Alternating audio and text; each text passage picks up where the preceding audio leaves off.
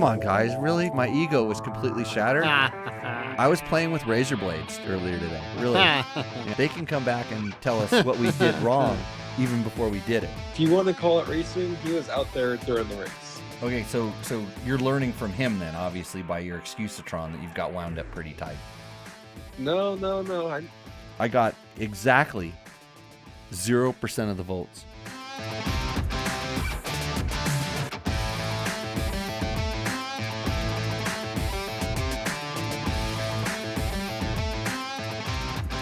Welcome to Tech Talk Taco Tuesday. Oh, you didn't push the intro button? You didn't want to do the intro thing, Logan? I don't have many buttons over here because they got taken away. Oh, okay. So. I've got buttons. I got my favorite button right now. It's like this.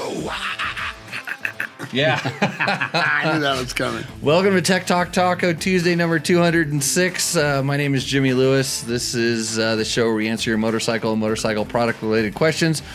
Logan is pushing the buttons tonight. Jimmy Tyler is here to tell me that most of the stuff I say is wrong. Yeah, right. Hi, guys. And I didn't. Happy to be here. I didn't get a chance to get a good tequila before the show, but I'll have to do that during the ad break. I want to watch the show kind of like live. I like to look at it, and I can watch lo-fi hip hop radio, beats to relax and study to. Spooky background jazz music in a cozy autumn cafe for Halloween, or I don't know what the other thing is, but we're not ranking on the live thing right now. It's a bunch of there's some of those sports things. YouTube Live or something. Yeah, I'll have to go YouTube, find my own channel or something like that. Here we go. Look at this. There, boom. Got it. Bingo. Okay, now I got to shut this off so I don't have to listen to myself. It's the hardest thing. There we go. Okay, so I have notes. You have notes with questions on it. Of course, this amazing show would not be possible without the help of some good sponsors. Of course, we have Yamaha. I put up the WR450 Stage 2 modifications video just before we came on the show. So that's done. I'm going to do the WR250, the WR250F test video will go up real soon. Of course, we get help from Moto. We are pushing the Rooster Endo a little bit farther, I think, into the future. We're stacking up the cash for the winner of the next one. All right. It's gonna be a fat bonus check for the winner of the next one. Although I just haven't had time to collect the submissions and stuff, and I know people have submitted it, but if you've submitted in the last 3 or 4 weeks, I don't know that person is actually paying attention to their submissions. So if you're like listening to the old shows where it tells you how to submit, that's probably the wrong way to do it. So because I haven't seen any of them, but I'll tell you the new way when we get stuff going. Of course, tacomoto.co, they don't make a whole lot. They have a lot of stuff. They make tunes for ECU tuners. Yeah. So, and all kinds of knickknacks. Of course, there's Scott Sports. Climb. Oh, I got some Scott Sports stuff. It's in a product testing section.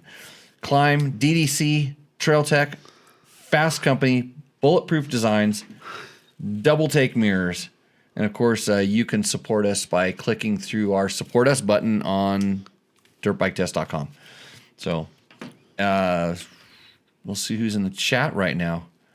I've owned 3 dirt bikes, and the WR250F is my favorite so far. It's a 10 for 10 machine, says Flynn 825. So not biased at all, right? Yeah. Yeah, he's listening to the show because we talk about Yamahas. I rode a KTM 500 a whole lot last week, and then I got to ride my WR450 just a little bit. And it's funny how that bike, my 500 was set up for like long, like full kind of semi-light adventure, because I was doing Rebel Rally stuff. Yeah. And then get on the WR, and it's just like a full race bike in comparison, which is pretty cool. Some news. Kurt Caselli Ride Day, December 2nd at Paula or Fox Raceway, if you are into doing that kind of stuff. And see, look, now we got Beto Moto Gear. Beto Moto Gear wants to be in my live video. Uh-huh. Yep. Well, you have to send me an email. Beto. Yeah. Send me an email. Jason Gertie Gardner's on the. He's a guy I used to ride with. You know, I got a picture of a place we used to ride to. this rock. They call it Hercules Finger, but it looks like something else. I'll show you a picture of it. Sweet hog. Yeah, maybe out in the middle of the desert. But thanks for joining in. If you're watching live, if you're live on the Instagrams and you want to switch over, we're on Facebook and YouTube. Not really on Facebook. Do YouTube just because. Yeah, go to our YouTube channel. We're live over there. I'm on YouTube or Facebook. It's working. It works, but it wasn't. Yeah, maybe you know how some people say that they're watching the show and they go, "Hey, I can't hear the sound." Oh. And then you find out that their volume wasn't turned on. And meanwhile, we're over here like spinning knobs and clicking buttons. And you know what I have to say to them? It's going to get old real quick, isn't it? Yeah. So, so other stuff on the show tonight. We'll talk about testing the WR450. Maybe I'll call Trevor because he just released his modified 450F videos. They're starting to come up. Get on the thing. We got some comments on those. I rode with that countershock. So we had Nate Looney, who's I don't want to call him the inventor of a countershock. He's the inventor of the countershock, which is his product, but he's starting to work with inertial dampers. And we had him on the show last week, and he kind of explained what it was doing. I put it on my KTM 500 that I was riding on all those rocky roads and stuff on, and it does make a difference. And I told Trevor he should have one on his 24-hour bike. Actually, you guys are building a 24-hour bike. We are. Do you have any room on your fork clamp? Of course. Oh, you should borrow this thing. We should peel it off my bike. Yeah. And you should borrow it. What bike are you riding, by the way? Beta 390s. Okay. Good. So Jimmy and who else? So I got we got like the geriatric team, me and brother and a bunch of guys just out to have fun, and then some of them kids over there, they're doing another team. So you have an over 50 team, over 40 Most team? of us are over 50. There's two 48-year-olds and the rest are over 50. Right. So we got a couple really good riders, and then guys like me. 6-rider team or 4-rider? 6. 6. Okay. Yeah. Pussies. Yeah, I know. The pro teams are. I think when we did it with a dirt rider, and we did a industry team. We were able to do industry. I think we did 6, but I was usually when I raced it, it was 4 riders, and that's hard. That's probably pretty hard. Like it's you're going to ride 6 hours in the course of 24. You technically, if you split it up even, you're going to ride 6 hours. It's not the 6 hours of riding; it's trying to find some downtime in between, because even though you should get like 3 hours off, essentially, if you're doing hour rotations or something like that, it's not enough to kind of like go to sleep. No. And nobody really wants to do double duty. Although we had some interesting cycles that we did, because some of us I liked riding at night, and I could do way longer stints because it's usually pretty hot. It used to be a little bit earlier in the summer. So right now we're talking about the Glen Helen 24-hour race, which is, I wouldn't say the original 24-hour race, but it was one of them. It was one of the ones that's been going on for a while. And it's kind of a whole interesting thing. Oh, Trevor's calling in. Hold on a second. I'm probably getting all the information wrong. Here comes Trevor. Yeah, hold on. Hey, Trevor, you're going to make me hang up on the Instagrams. Give me that little clip over here. Trevor Hunter, everybody. Yeah, I'm going to plug Trevor into the phone here. Trevor, you're live on Tech Talk Taco Tuesday. Can we even hear him? Is he Can you there? hear me? Yeah, I can hear you. Now I can. So all the people on the Instagram, which I'm going to hang up on right now, just watched. They probably got to watch my crotch as I installed this phone. Oh, that's the show right there. Actually, why did it get so dark? There's probably too much data going through it or something like that. Okay, I'm hanging up on Instagram. You guys are going to have to come to our live channels. See you on the other side. And now, I don't even think that thing was worth saving. Okay, Trevor. So you obviously called. What did your dad tell you that we were talking bad about you? No, I just figured. I figured get it out of the way early. Oh, get it out of the way early. You know you're going to have to beat Logan Tyler's team at the 24-hour. Yeah, I may not show up now, knowing that. I'm a little nervous. That's good. So, so is the Glen Helen 24-hour the longest running 24-hour or the original one? Do you know? It's not the original because I know my dad used to race. You probably race it too. The 24 hours of LaFud. Oh, FUD, yeah. Yeah, that's right. I forgot about that. Was a full-on desert race. That was horrible. Yeah. So it was like 100 miles an hour for 24 hours, basically. I went down there and watched it once, and at that time I was kind of really wanting to go slower when I was racing. I was wanting to do enduros and different. I kind of was an enduro guy. I just wasn't in the desert racing. And I thought Baja was stupid, and that made Baja look slow. Yeah. So yeah, that I mean, the average speed there was like near 70 miles an hour. Oh my Lord. Yeah, it was fast. So, how many times have you won, Trevor? Just the once. Just once. Just once. Not as many as you. I think I've only won it once. Really? Maybe twice. I don't know. Isn't the trophy out in the middle of the isn't the big like display out in the middle of Glen Helen Raceway? Isn't that like, doesn't it have everybody's name on it that's won? Yeah, it has for the first maybe 10 years or so. So I'll go take a look and we'll count out how many victories you have. Report back. I do know. I'm pretty sure Ryan Dudak is the winningest rider at that race with like 8 wins or something. Really? Yeah. Interesting. I didn't know that. I never would have thought. I mean, I know he was definitely capable, but I didn't know he did it that many times. Yeah, I know he's won it 8 times. I asked him, and I'm pretty sure at one point someone had said, like Johnny or someone had said he was the winningest rider. And I don't think anyone's surpassed that I know of. He was probably on Ty Davis's teams. Yep. When he got started, and then when he moved over and started doing stuff with Honda, he probably got to be on their A team because he was always one of the faster guys. Yep. Cool. So, do you want to tell us a little bit about what you've been up to besides editing videos all day long? I just flew back from Indiana where I raced the Ironman, or I don't know if you'd call it racing, but I rode in the Ironman GNCC. Wow. He's turning into a freaking journalist. like he knows how to just kind of just diffuse the bomb before I even get a chance to light it. Mm-hmm. So since you did race, you rode pro, right? Professional industry, yes. Do they have a pro industry class now? They just have an industry class, which I think they assume you get paid, which would make it professional. But I'm not sure how that works. Right. I've sent you some money before. You're a professional rider, then. I've got $1 or $2 once. Yeah. So in the professional industry class that you raced, how did you do? I ended up 3rd in the class. 3rd. So, yeah. And your desert racing partner beat you. Yeah, he ended up winning it. Did he actually overall the line? I mean, did he overall the morning race?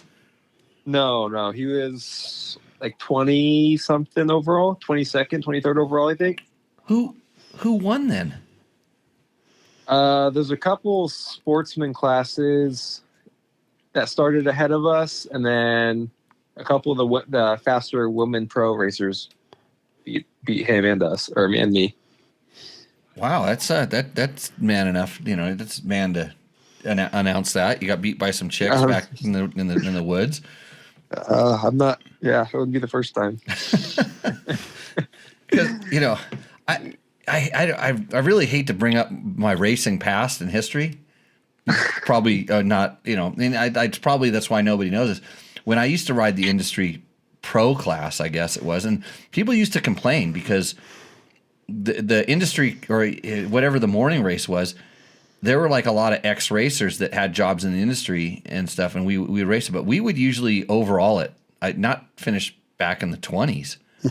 I think like last year, Barry Hawk, who's a former GNCC champion, yeah, like 6 or 8 times or something. Yeah. I think he got like 15th or 20th overall.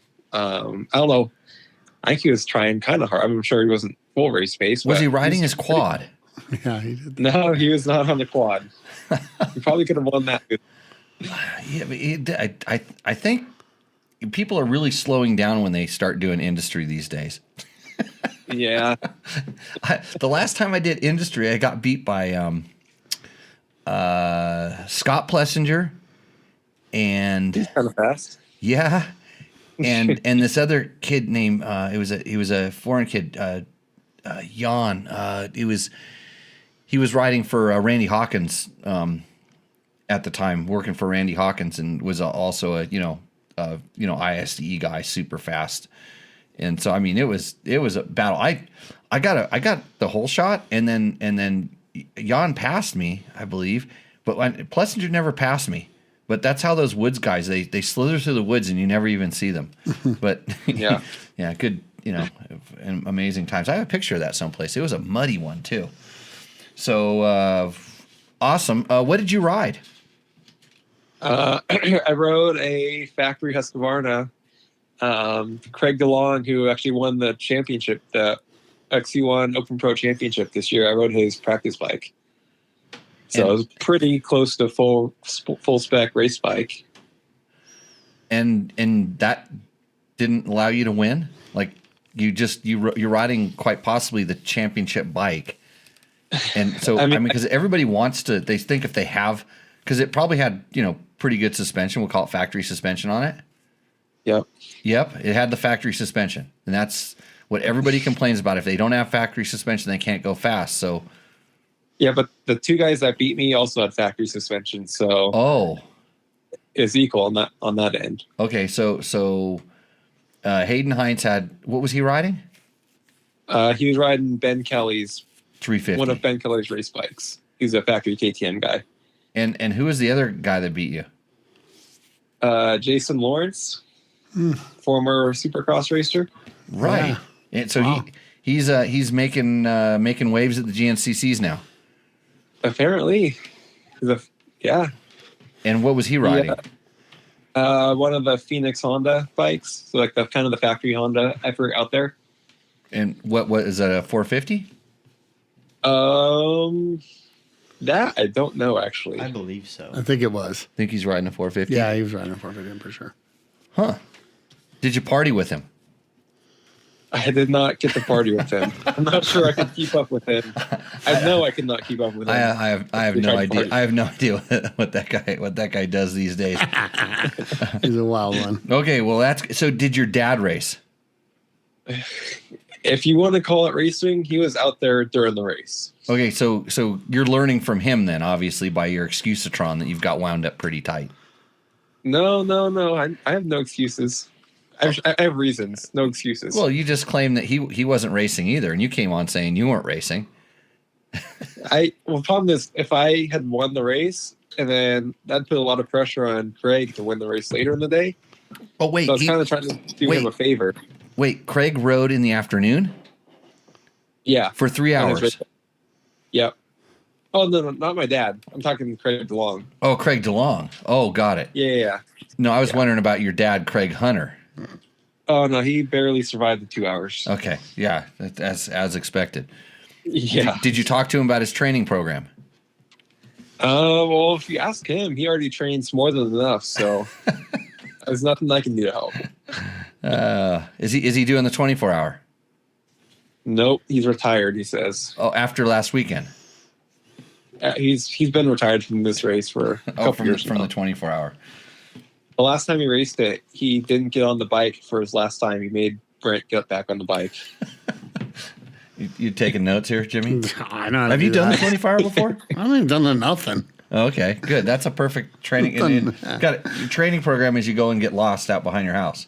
Yeah. Or tip over and the bike lands on top of you. All I've done to get ready for this is I've hired a masseuse. Oh, okay. And a stretcher. Uh-huh. And that's that. I've been golfing. Golfing. I know a lot of really good pro motocrossers golf, so evidently that works. Yeah. Logan, your training program is good at something. Ride once a week. Ride once a week. Yeah. These guys are on top of it. So 450, The videos for the modified shootout are up or coming slowly. Yep, we're uploading the all the individual rider opinions right now, so people can kind of identify with someone and see how they relate to each bike and how they ranked them. Just a little just makes it easier for someone to kind of see what bike they really think they like, just based on the rider opinions, not the overall opinion. Right. And so the way I always would like to, preface that is when, if you're a taller guy, you're going to want to listen to Brent's opinions. If you're really picky about suspension, then what? Scott? Todd. Yep. I'm great with names. You know this. Scott Hoffman can be picky with suspension too, though. Yeah, he's all over the place. Did Scott get to ride those bikes? Did he come out? He did not. Oh, but he's coming out for the KX450 intro soon. Okay, I had a question for you here that that somebody asked on the things. Oh, where was that one? I can't remember.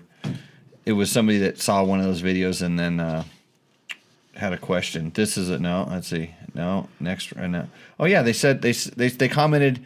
Richard Diva Otanen. You know who that is?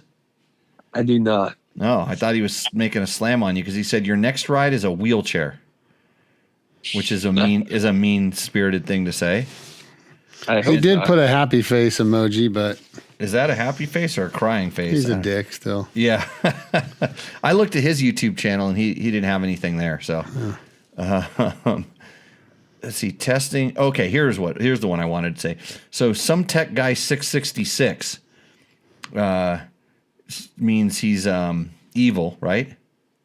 Yep, the devil. Yeah, Bobby. So he says the best dirt bike channel around. He says testing after modding is the only way to test that really counts. How do you feel about that?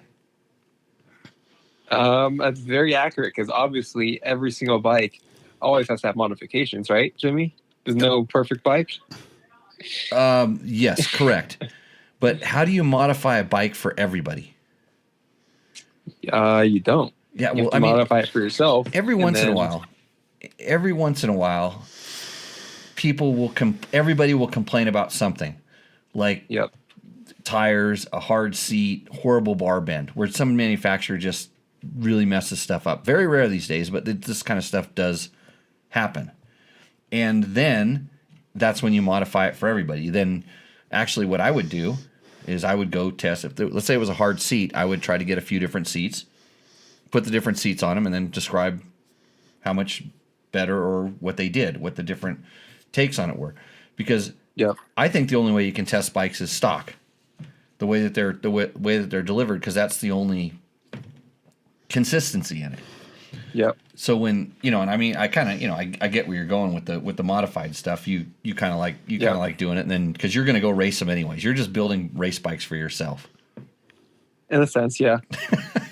So you got to modify them. So you got to. And when I take on a project bike, as opposed to doing like a modified shootout, I do the same thing. I just put my crap on it, for lack of a better word. And so I'll you know what I'll do. What do I do? Come on, Jimmy, guess. Start from the top and work your way back. Oh, we're gonna put flex bars on there for sure. Right, got it. Yep. Flex bars, a sponsor of the show as well. Yeah. Often put Recluse in there. Not a sponsor of the show, but often happens. Yep, that's in a lot of my bikes. Usually put a gigantic ass gas tank on there. This is also thing. IMS gas tanks lately. Been putting a lot of those on bikes. Yeah. Ken does for sure. Most of the time. Put Kendas on actually there. Haven't had to do that on the WR yet, but okay. they usually end up there. Not a sponsor of the show. Come on, you're missing the golden. What am I missing here? I know. I feel like I'm totally missing something here. Steering stabilizer. Scott's. Yeah, right. And it's mostly Scott's out there. There's every flavor out there, but they're usually Scott's. Yeah, Trevor likes a different kind, but I like the best ones. Right, Trevor? Yeah. Really, you didn't say no comment. I mean, you like a different one, yeah. Did you put You like a different one. I like that. Did you Good, put- good answer, Trevor. did you put steering stabilizer on any of those bikes? Every bike except for the Yamaha, because Yamaha didn't need it. Every bike can use one. It doesn't hurt anything. I have a Scots one on mine. So you're racing the 24-hour without a steering damper. Yep. Oh, wow. Me too, I guess. That's how good this I didn't Yamaha think is. about that. Oh, you forgot about it. Hey, did that Beta that you guys raced a few years ago have a steering damper on it? Trevor? Ooh. And would that mount be in the box? I'm trying to think. So that we've ridden 3 betas over the years, Yeah. and the 2 stroke. Actually, we've ridden four betas. Wow. No, 3 betas. The 2 strokes always have had the stabilizer, but I think the 430 RRS is like the dual sport bike. Yep. It was literally stock except for tires, and they put stiffer springs in just because they were the heavier riders. Yeah, I think didn't they ride it to the race too? Yeah. Yeah, that was the year we That's did that. awesome. Yeah, they rode to the race. That's Yeah. funny. So I'm pretty sure. I have to go back and look. I'm pretty sure there was no steering stabilizer on that bike either.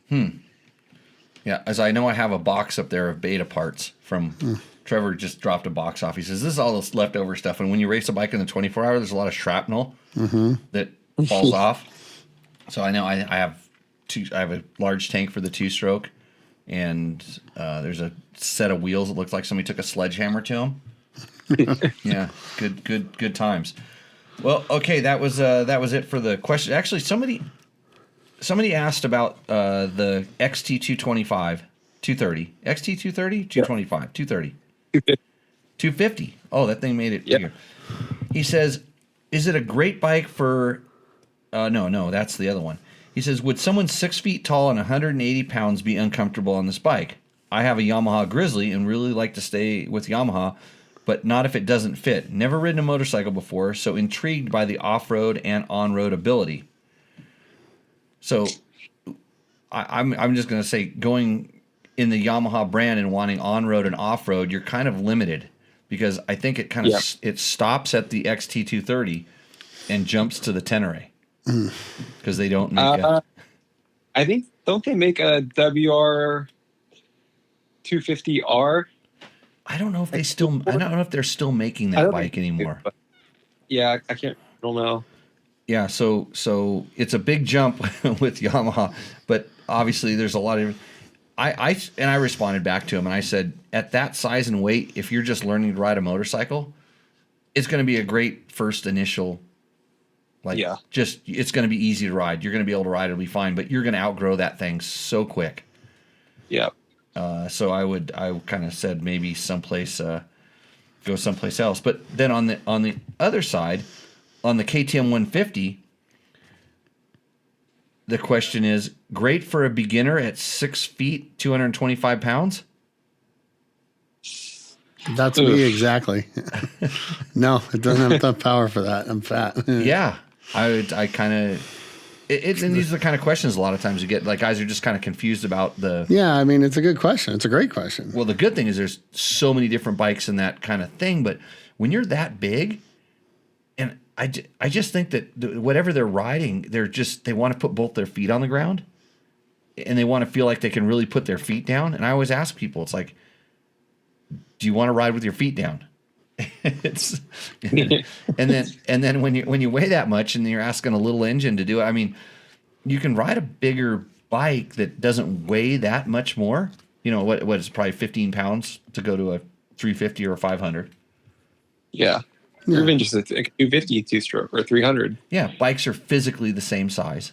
Like, the handlebar seat relationship. They don't squish down as much, but the minute that squish down that makes you feel comfortable because I can put my feet on the ground is going to make the bike work horribly. Mm-hmm. So it's kind of a strange thing where I kind of applaud them for wanting to get more of a quote beginner bike. But as soon as you learn to ride, you're going to want to upgrade. and I always say don't buy too much motorcycle because that can be a little bit of a problem. They're hard to catch up with. Yeah, you got your bike, and now I'm going to modify it. I'm going to start modifying it, and you're just modifying a pig. It's just something you're not going to be able to get what you want out of it. But then again, don't, if you're going to get something that's like small and beginner, get it, use it, and sell it, and then buy. Don't modify. That's my thing. Just leave those things alone, or just find an older used. The used market is full of stuff that's probably pretty good. And then on that KTM 150, how is that compared to the KTM 150 from 2019 with a carb? I've never ridden one, so I can't say. I've ridden one a little bit earlier than that, and I haven't ridden the new KTM 150. And I know there's been some changes. I rode the original fuel injected one, and I thought it just extended the power band, 500, 800 RPMs lower where it picks up, and then seemed like it let it rev a little bit longer, but didn't make as much power. Is the only thing I would say. Mm-hmm.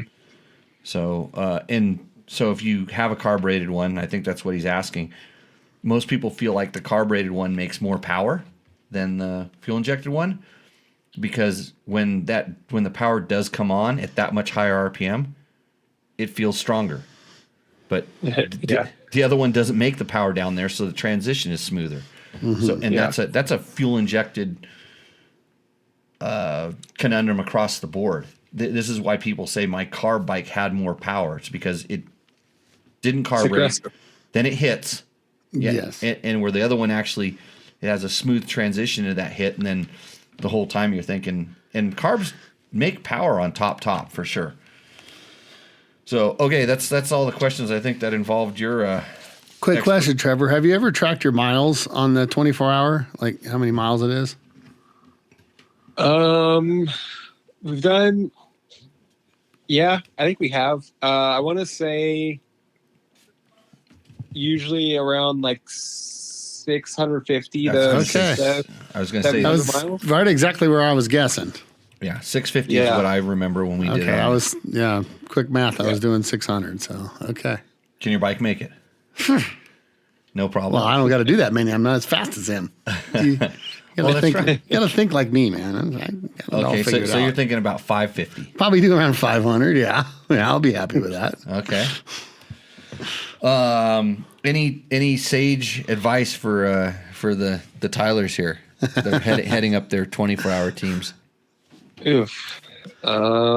Should we have tried the 4 or the 12 or anything first, or not a week ago decided to do this? Just go big. Mm-hmm. I can promise you I know how to have fun at a racetrack. After that, I don't know. But what are we doing for lights? I guess I just got a Squadron Pro on there. Okay. Or I'm going to put on there. I was going to put on tonight, but I came here. So you're getting good advice. Yeah. I'll get on there. There's all day during the race to put it on there. I'm kidding. On the website, we have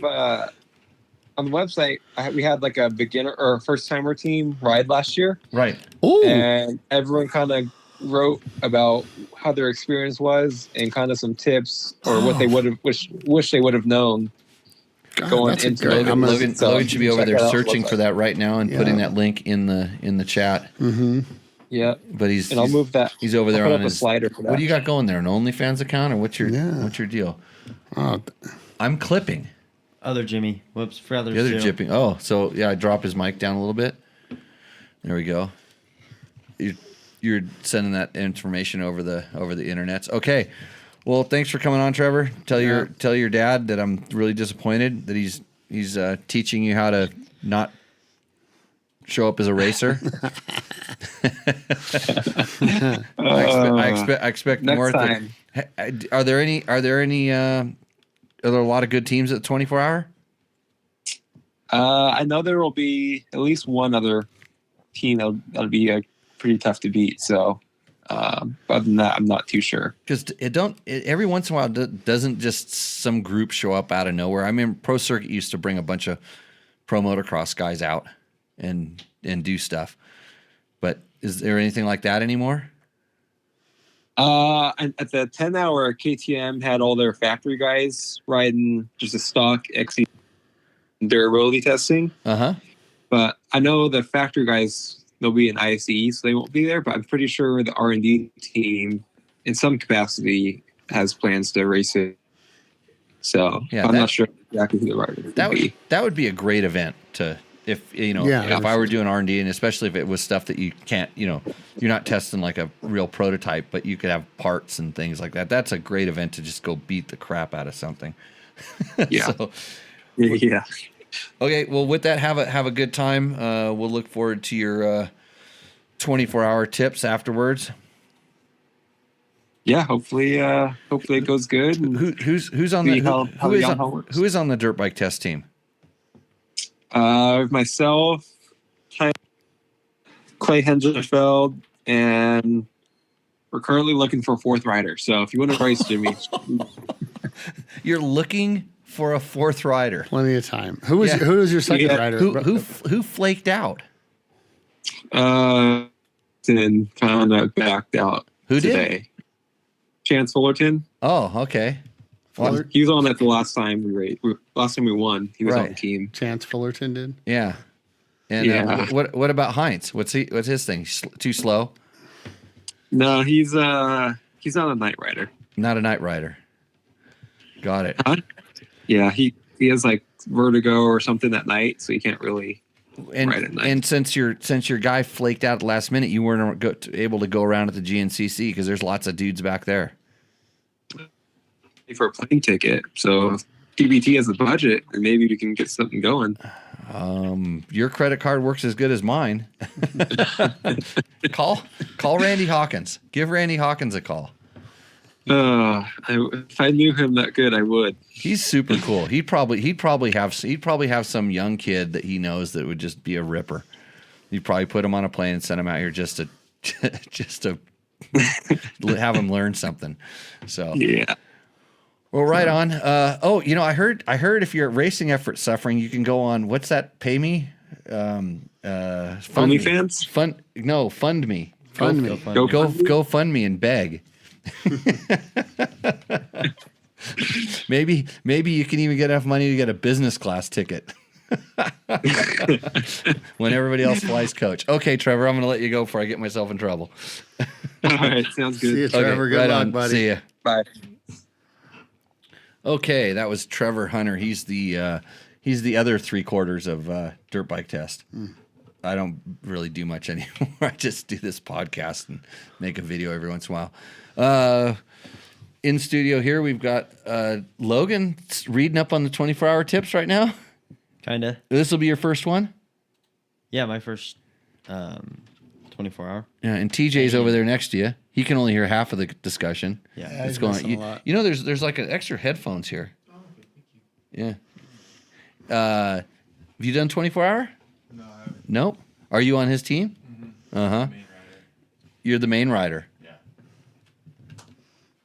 He's the endurance guy of our endurance guy. Got it. You better have him read those tips too.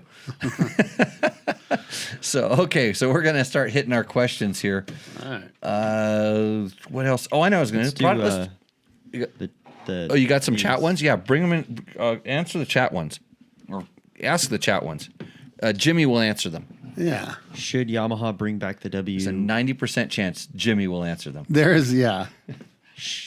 Asher asks, should Yamaha bring back the WR250 to compete with the KTM 300 XCW, or does the YZ250X fill that position enough? Yeah, that's not a. Is this not a comparison? I don't. The 300 stands alone, in my opinion. Well, it's a three. You said 300 or 350? 300. It's All 300 two strokes. Oh, All two we're talking strokes. about the 2 strokes. The 250. I'm guessing. They had a WR250 2-stroke. Well, a long time ago. Right? Yeah, so YZ250X is they're not gonna make a WR. I mean, that's a long gone thing. I mean, like the WR was the enduro bike. It was it came with a headlight. It did come with. Did it ever come with a headlight? The 2-stroke. I know we used to put them on. I think it did. No, it did. It actually came with the headlight because I remember we used to always put them on. It had the ignition stuff inside of it. I didn't know that it actually. I can't remember that it actually had the stuff. But no, there's no chance. And really between 250 and 300, it's kind of torque versus RPM. I wouldn't say that a 300. I mean, you can make a 300 like way faster than a 250. It's just you can, but then they start working more like a 250 and they're not what they're supposed to be, that kind of rideable, and they get a little they turn into an open class bike. There's a reason why, as much as everybody would like to believe, that 500s are gone. They were hard to ride. They were really fast in a very short power band. And then they vibrate when you got a piston that big, it's flopping up all the stuff. But the 300 just starts moving into that territory where the 250 is a very ideal size two-stroke motor. In fact, I think that in reality, like a tamed down 300, which what a lot of the fuel injected ones sort of are, I mean, just by nature, that's ideal. But if you start letting them get aggressive, I rode a KTM 300 SX that had the adjustable, the electronic power valve on it, and they said, ride this. Because we were complaining, the map should be a little bit different. Make one a little more aggressive. They go, well, ride this. And I rode that. And I'm like, holy shit. Like, that's what this thing will do? I'm like, yeah, put that map in this bike. Just because in America, we want this. I mean, it's completely not usable. It was a little bit over the top. And they're like, no, we can't do that. I'm like, oh, you should. That should be map 2. That should just make it that. So that's what I think they should do with maps. Super hard, super hard to ride. Really bad at lap times, but really fun. Even on a motocross track. It was at Kuya, and it just you couldn't go around a turn properly because it'd snap and take it out of the line. Snap. I mean, if you finally got it straightened up and there was really good traction, like it was loamy. It was awesome. Right with a 450? Oh, yeah. Okay. Oh, yeah. Easy with a 450. Yeah, okay. Yeah, and very sudden, but it was unrideable. Yeah. So, okay, next question. So, they're all good. Finn asks, you mentioned that changing the muffler on the WR450 makes a big difference. If you're just a casual trail rider, is stock good enough? You don't ever have to repack it, and it's quiet. So you really don't have to repack 4-stroke mufflers that much in general. Someone was asking me the other day. They said, "Hey, I'm going to repack my muffler." And I'm like, "How many hours on it?" He's like, "Oh, like 50." And I'm like, "Don't touch it, unless you're running like a known loud muffler and you're really stuffing it with some sort of sound reduction type of end cap that just traps the heat, then you probably shouldn't have to repack a 4-stroke muffler unless it's a big open. Actually, it's not really the opening that matters, it's the perf core. And most of the perf cores, because they found that having a big open perf core is also isn't as good for flow, where the smaller perf core, which actually preserves the life of the packing. So that's why the mufflers are getting a little bit longer. But no, it does on the WR or any bike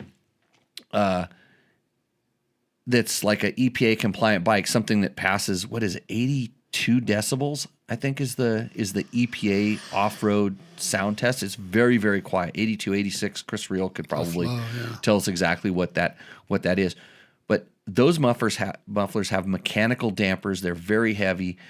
It doesn't really use the packing to do the sound thing. The FMF uses the Q uses a mechanical damper in the spark arrestor and also in the tip. And that's why I think it makes the bike really rideable. It does on that bike. The Yamaha WR stock muffler on the 250 and the 450 are, I would say, stock with that pea shooter in are ridiculously restrictive. When you remove that thing, they're, I would say, quite restrictive. And so just going to a muffler really does change it. And it changes it so much if you just leave the standard map in there and you put the muffler on it. I have to tame the power back down because it's not a, quote, off-road power band. It kind of goes into a motocrossy, kind of racy, and especially with the ECU.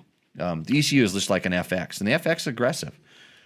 So, Yeah, it makes a big difference. But like this weekend, I'm going to ride the WR when I teach class. I'm putting the stock muffler back onto it because for that, it's quiet, it's tame, it's easier to ride. It's all good. I'm not doing sand hill climbs or sand tracks or anything like that. So, yeah. You are? I am. I've been to very few classes where you haven't done what you said there. I was gonna say you do all Sand that hill stuff. climbs? Sand hill climbs. There's no hills like here. Little sand sand hill. tracks. You could coast up those sand hills. Yeah. Yeah, but Yeah, they're not like hill climbs.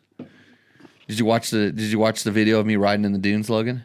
I did not. Oh God, can never get the kids to pay attention. Huh. Yeah, These guys. really? Okay, next question.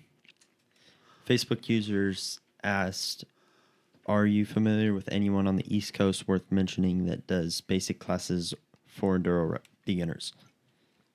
Not off the top of my head, like for beginners, but I know there's Rich Lafferty, who's Mike Lafferty's brother. I know he has some schools back there, and he does focus kind of a little bit on racing, but I have seen him do kind of entry level classes before. I've seen it kind of pop up on some of his feeds. I don't know if he's teaching currently, but the best thing to do is to go to motorcyclecoaching.org and search there, because they have a website that it's by region and stuff, and so you can type in and they'll put a list of the instructors are all kind of certified in a certain way. It doesn't mean they're a good coach. It means they're a safe coach. That's the only thing. Yeah. They just, they make sure that they know, you have some a little bit of medical emergency training, and you don't have a felony record. So, speaking of that, I need to work on get my recertification going here. Really? Yeah, it's time It to. expires, huh? It expires every 2 years. I have to re-up all my certs and stuff like that. So, okay, next one.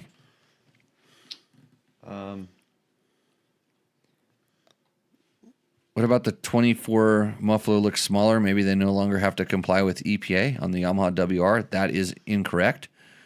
I think they've just found out how to package everything a little bit tighter on those. But it might be a little bit smaller, but not a lot. Yeah, you should be having these like all ready to go, because the best thing in a podcast, Logan, is silence. Like when I'm watching it, it just goes down to nothing. That usually means people are clicking off. See, I'm just going to read it all. So, okay.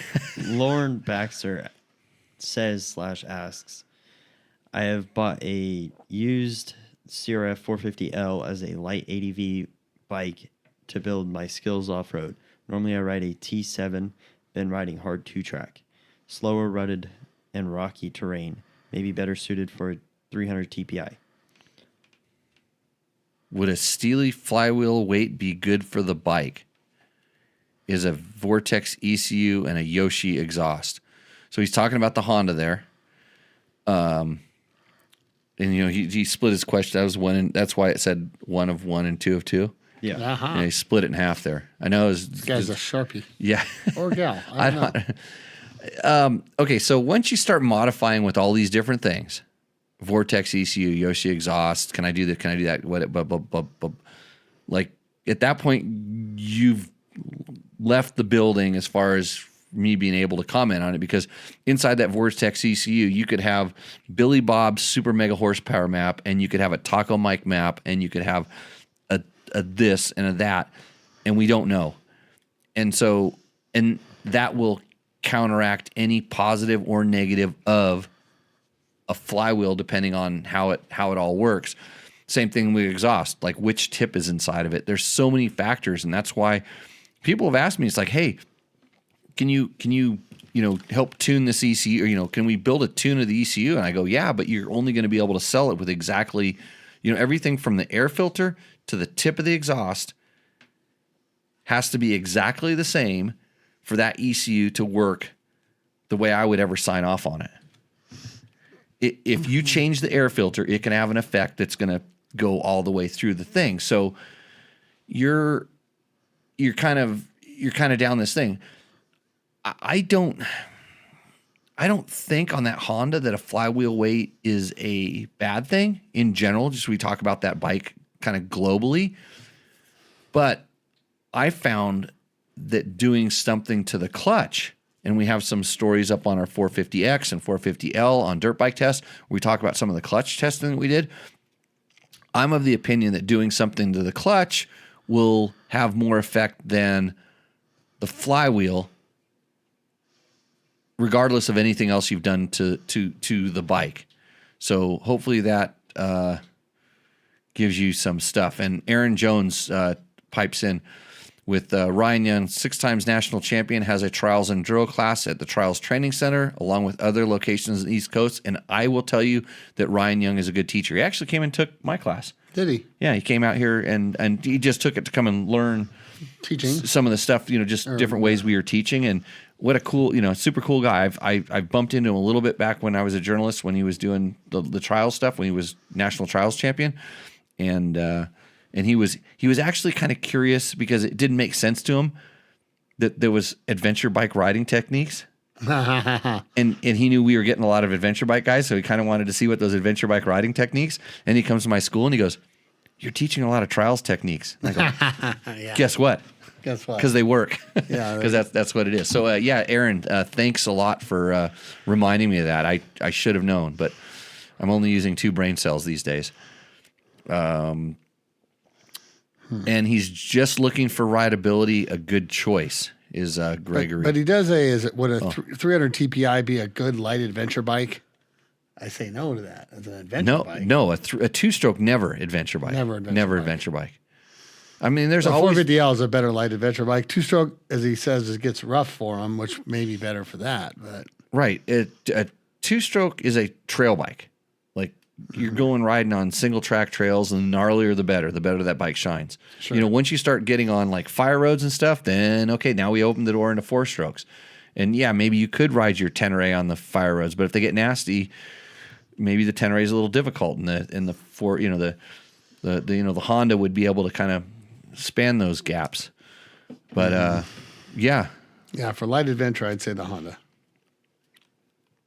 And we're having problems with spell check, evidently. You should try talking. It's even worse. Me? No, me. Oh. Yeah, me. Like talking. I can barely even pronounce that. Yeah. Pronounce the word. Oh yeah, you're trying to hold it back. Yeah. You got to answer these questions? Let it rip. So, what was he looking for on the 1-up or 2-up. What does B Falco 71 want? He wants to know if you need a Cush thought. All the Aussies on YouTube seem to say that you need a Cush hub on a 500 EXC for dual sport. Do I have thoughts? Well, the good thing is the Aussies are the ones that have just been annihilating us in the comments. Love it because they're in the future. God bless them, fellas. They're in the future. They listen to this program in the future there because they're a day ahead, and somehow they can come back and tell us what we did wrong even before we did it. So we actually had a couple of them call in when we had our What's a Cush chat. hub really? Is it save transmissions or something like that? So yeah, Cush hub, it does exactly what the Cush drive. You don't want Or like downshifting into like on when you got traction, asphalt type traction. every pulse of the piston, every time that piston fires, bang, and it starts pushing down. That's a shock. It's a very sudden when the flame front hits the piston, it's bang, and it's a jackhammer. Sure. And it goes through the rod, it goes through the gears, and at some point you kind of want to dampen it out. Of course, the rubber of a tire or the slip of traction, for some people was enough. And in the old days, there was no such thing as Cush. But as bikes got more powerful and they started, they would wear the faces of gears on road bikes, they started putting them in the clutch. So generally the clutch has a damping system. Yeah.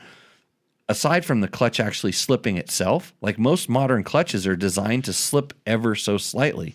Yeah. But they have dampers like, the Hondas and Yamahas and stuff. They all have springs in the back of the clutch basket. Mm-hmm. And the KTMs have that rubber damper system inside of it's a wear item. But on some of the dual sport bikes that were derived off of, especially these 4-stroke singles, they were putting cush drive hubs, and like the Dakar bikes would have cush drive hubs, and it's just like one extra added kind of cushion. And do you need it? No. I mean, if you're going to be riding on super high traction or pounding hoops, you might need it. But I don't think it's necessary. I ride mine all the time. I have some cush drive hubs. Yeah, on your but 500s? On the 500s, but I don't put them on. I mean, it's just another wheel to me. And I did a lot of kind of dirt road riding, not really pavement riding, but a lot of dirt road riding this weekend. I didn't go looking for a cush drive hub. I just put the wheel on. So I don't think it's just like anything. It's something to complain about. Yeah. I know the trannies last a pretty long time without them, right? Right. Yeah. It's a really long time. They wouldn't be selling them without cush drives if they thought there was a problem, because they don't want to have transmissions grenading and stuff like that. There you go. That's a good way to say that. Any other ones on the chat that we need to get into? Gregory asks, looking at a 24 beta 390 RNAs coming off a 17 FE Husky, then says, just looking for rideability, good choice. I know someone that can answer that question. Oh, 390 RRS. RRS or RRR? Yeah, okay. Spaceless. I got a RE, yeah. Yeah, Same thing. bike. Yeah, different. I love that bike. I absolutely love that bike. I noticed. Yeah, I absolutely love that bike. And it's funny because all you did was complain about your KTM two-stroke. Which ones? I've had 10 of them. Well, it was kind of collective. Yeah, It seemed like it progressively got worse, though. Yeah, it did. It did. And I thought the bikes were getting better. And you seem like they seemed like they were definitely going the wrong direction. Going away from where I liked. And so we went riding last week. Yeah. 2 weeks ago or whatever it was. And you look like a whole different rider on that bike. I do. Do you notice this, Logan? He don't ride with me no more, but Oh, you won't ride with him? I think he's afraid I'd beat Why, him. you don't want to run him over? I think he's afraid I'll beat him now. Since I got my 390. I think 390, he's afraid I'll leave him. Yeah.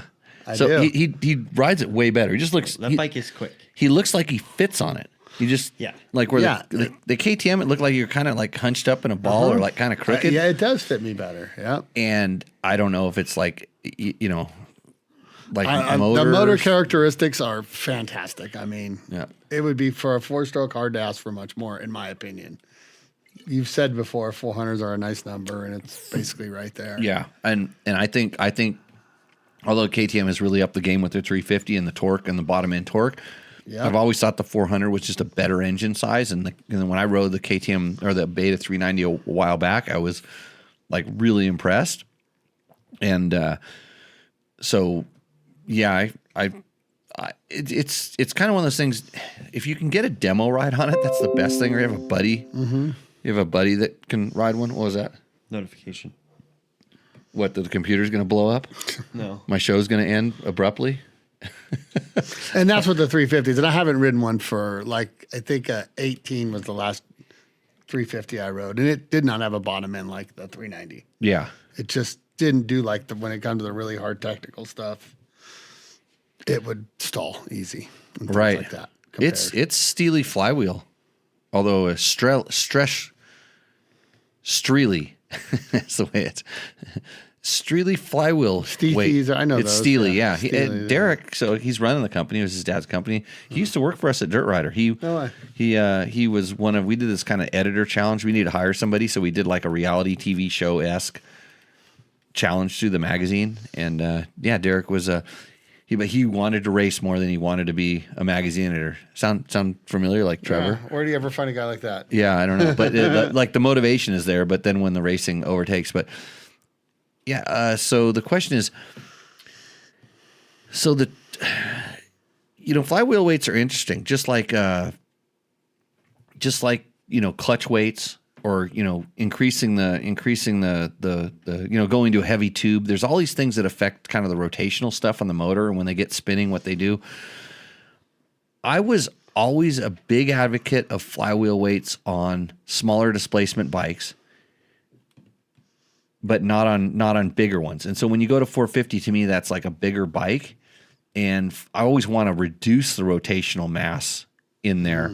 And you think about it, the crank's part of that flywheel. It's connected directly to it, and so you're just increasing crank mass, and because that weight gets so heavy as the bike revs up, which some people want and some people don't. But I think there's enough in there on a 4-stroke, and the benefit you get at low RPMs is so counterproductive when the bike starts spinning, because it makes it hard to maneuver. You almost, and I ride 4-strokes at low RPMs. So because I don't want that extra effort I have to put into, I'd rather click it up a gear high and have the bike more nimble. And I don't think people think about a lot of this, a lot of this stuff when they do it. But does it help with traction? It's not as much. It depends on what RPM you're riding it at. If you're riding a really low RPM, it can actually be kind of counter, because it like big motor. It's like the pulses are accelerating and decelerating. So engine is running fine, no stalling problems. For traction, I would look someplace else for traction.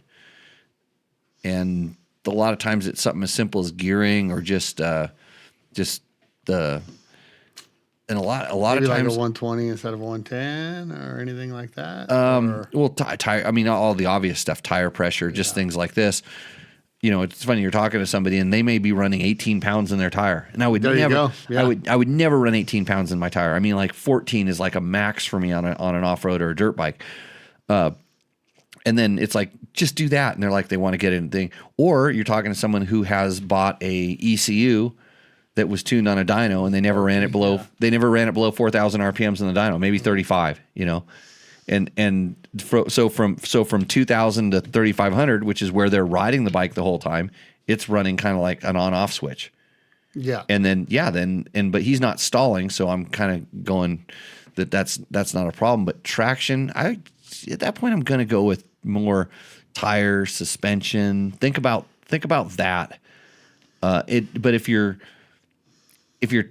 turning your throttle and all of a sudden the bike's spinning, quieter muffler usually helps. I mean, that kind of slows that kind of stuff down.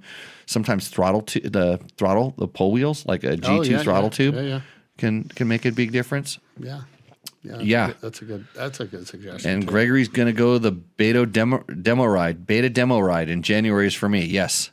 There you go. And a lot of times those demo rides are pretty cool, because they a lot of times they don't advertise it. But if you go to a demo ride, they collect all your information because they want to send you stuff. Sometimes they'll give you like $100 or $200 off, or like some sort of a discounted deal. Or you go to the demo ride, then you can get like some stuff when you buy the bike. Because at that point they're confident in their bike. They know they've got you. They're just going to put one other nugget in front of you. So if you're thinking about buying a bike and there's a demo ride in your area, I highly suggest doing it. And if they have different models, from the same brand, of course, but try a couple different models, because maybe what you were thinking isn't the right one. Yeah. If you're 6'8" and 250 pounds and wanting the KTM 150, maybe you hop on the 350 4-stroke and go, I can't believe that this was my bike. I can't believe I can hold on to a 350. Right. So, Troy Hicks says the KTM 350 secret sauce is a 366 big bore kit, EXC crank, and XCF top end. That sounds like a lot of work. Why don't you just ride a 350? At that point, buy a 390. There you go. then you have more than 366. You have 390. That's a crank and a different. Oh my God, that's a lot. Actually, because the show is sponsored but that's cool to know that somebody figured that out. Because the show is sponsored by Yamaha, and I'm a complete shield to all of my sponsors, I would suggest that you look at a Yamaha YZ250 FX at that point, because there's no way that you really need to be looking at a lighter bike. I don't know how I'm going to sell this. Get a Yamaha. Actually, you should just get a Tenere. Can't say enough good things about the Tenere. Like the Tenere T7. We got some questions about that. Where they're going to come up in our second hour. Sure. So, do we answer most of the questions that went through the chat, Logan? So far, yeah. Rapid roulette there's one more, chat questions. Okay. Do we want to do it or for when we come back? Gregory says, cool, I dig merch. Well, speaking of merch, We got merch. we have a Tech Talk Taco Tuesday t-shirt that's completely designed.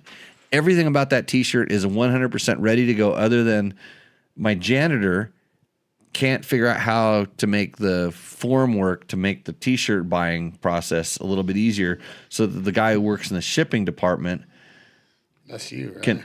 Yeah. Jimmy fills all those blanks. That makes it, all work. And he wanted to go riding on the day he was going to work on all that stuff. So with that, Gregory, we will try to get you some, help you out with the merch. Hit the merch button. Were we going to explain the high speed and low speed compression on the shock? That's the only other one. Do we have an hour? No, that is on. So Dave Donnelly, I do have that on my notes here that we're going to hit after this. So for sure, are you ready to hold on 1 second, Logan? I don't have a button for it. Oh, you don't have a button for that one. I'm in control of this. I'm fully in control of the show now. Yeah, I don't have a button at all. Okay, everybody. These are the most important words you're going to hear. The defending champion, the all-new Yamaha YZ450F.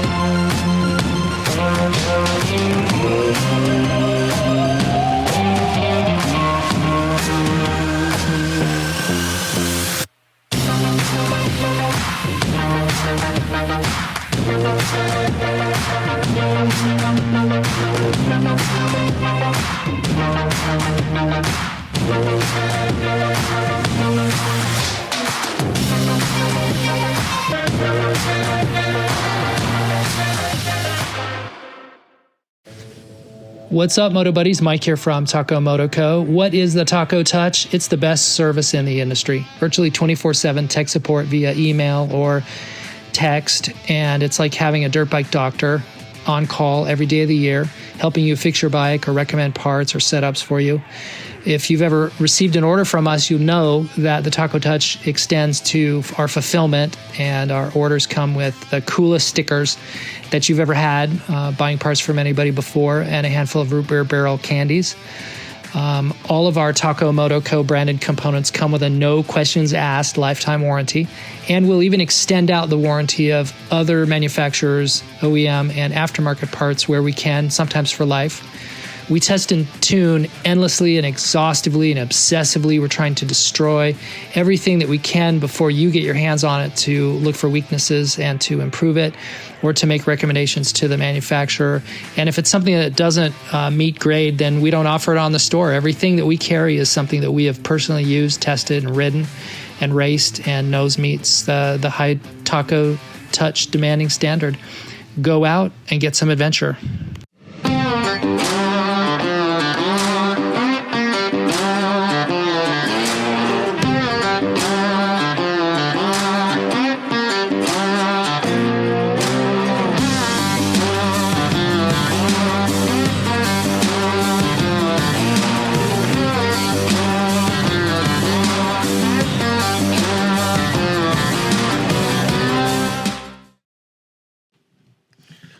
Okay, welcome back to Tech Talk Taco Tuesday. Thanks to all of our sponsors that are supporting our show.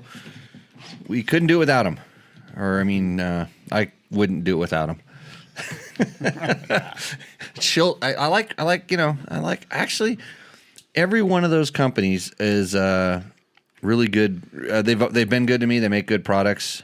I need to call Bulletproof Designs because I need to get some stuff for my WR. But Double Take Mirrors, Fasst Company, Trail Tech, DDC, our original sponsor of this show, Climb, Scott Sports, Takamoto, Yamaha, and, of course, my boss at JimmyLewisOffroad.com lets me spend the time here tonight. If you want, actually, if you're listening to this show and it's not Friday yet, you can become a better rider by Monday. So I had this whole read that I was going to write, but I didn't. If your riding is spooky, don't be scared. Come out and take the class before Halloween. I promise you won't regret it. Yeah, I mean, it'll change. I'm thinking, even if you're good or think you're good, it'll change you. It's not rocket scientists, but what I tell people is nobody's confident enough to teach the stuff that we teach, because the stuff we teach really makes a difference, but we're putting the burden on you as a rider. We're giving you the information, the stuff you need to practice, that unless somebody tells you to do it, obviously you don't do it. And then, hey, remember when some like 55-year-old guy beat you at some race and he hadn't raced for 15 years? You? Yeah, me. Yeah, I don't like to talk about my racing much. You're like an A rider. You win A rides. Yeah, I'm going pro next year. Going pro. Yeah. And some old dude using techniques that he teach. You should come and take my class. I think we should. Actually, you can come out and teach. Actually, you got to take the class a few times, because I could teach you everything you're doing wrong. Because when I was riding behind you, I was laughing because I was watching how much muscles you were using, as well as hitting a lot of things you shouldn't be hitting because you should have steered around them, but you're trying to go too fast. It's what happens with everybody. Trust me. Yeah. It's a common problem. It's a common problem. Yeah, that's what I struggle with. But it's well, you ever heard the term slow down to go faster? Mm-hmm. Has anybody ever told you how to do that? Mm-hmm. They tell you to do that, right? Mm-hmm. Have they told you how?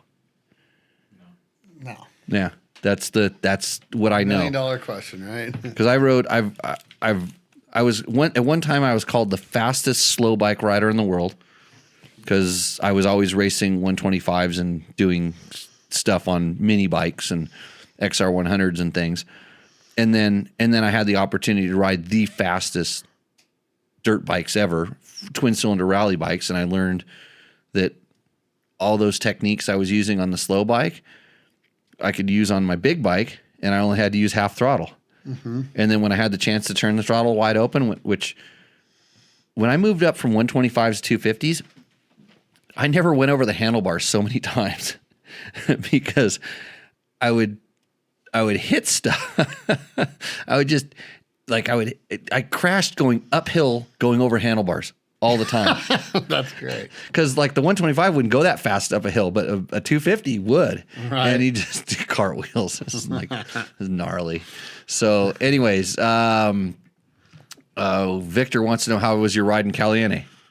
My fantastic, Victor. Yeah, it was good. Did the Axel Pearson, he's going to ISD next week, I think. Did his, benefit ride day and just barbecue and stuff. It was super good. Yeah, those are those kind of rides. Had a super great, it's his backyard, so he knows some really good trails there. I recommend if you know some of these guys that are going to ISD, and of course it's a little bit late way now. To help them out. They're good people, man. They'll do like rides, like the Pearsons. They do rides to do that. There's of course, one of my sponsors, Fuck You Racing, sponsors. They don't call it that. They call it the good team with the bad name. Yes. They send a team to the ISD every year. Okay. Those guys, you can check on the interwebs and find where to buy T-shirts. It may be a little late for that at this point, but ISD is coming up. That's going to be a good time. It's going to be awesome to see the Americans do good again.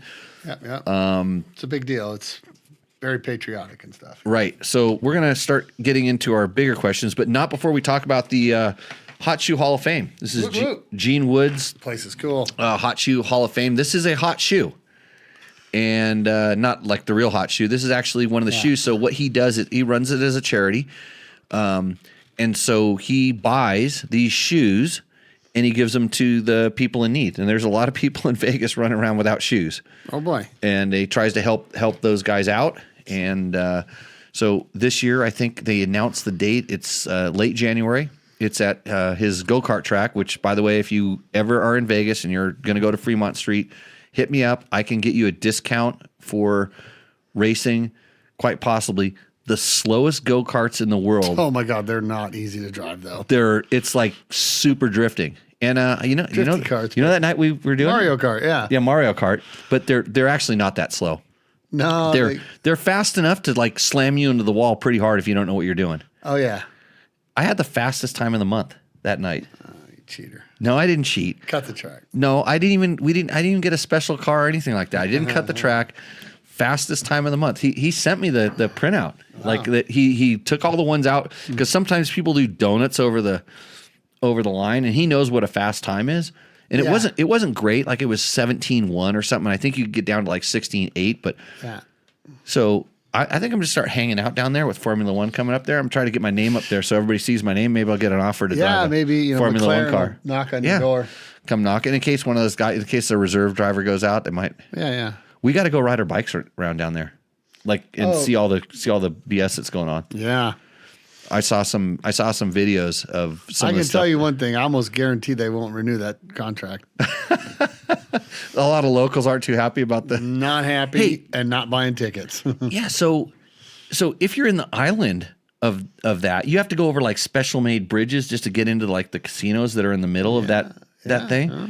The room prices are going way down. Everything's going the wrong way that they expected. Oh boy. Yeah. When they got hubris or whatever you call that. They think they're better than God or whatever. Yeah. Well, that attitude doesn't always fly in Vegas. We got a lot of good stuff here. You ain't that special. Yeah. So no, I want to go ride my bike around just to see what is going on because some of that stuff they're building is permanent. Some Moto wheels on there and have some fun. Super on my e mountain bike, an e mountain bike. Yeah. Brand new bicycles. Payment. Yeah. I got just go ride bicycles around there. So. That way we can get kicked out and it's easy to do. Yeah. Dave Donnelly says, shout out to Takamoto for their ridiculously fast shipping. I wanted to add my order 2 hours later, but it was already shipped to me. Add to his order. That's Logan's riding buddy who ships all this stuff, I think. Oh, really? Yeah, good. No, Takamoto, takamoto.co. I know. So the reason I got involved with Takamoto is Taco Mike. So Mike Spurgeon,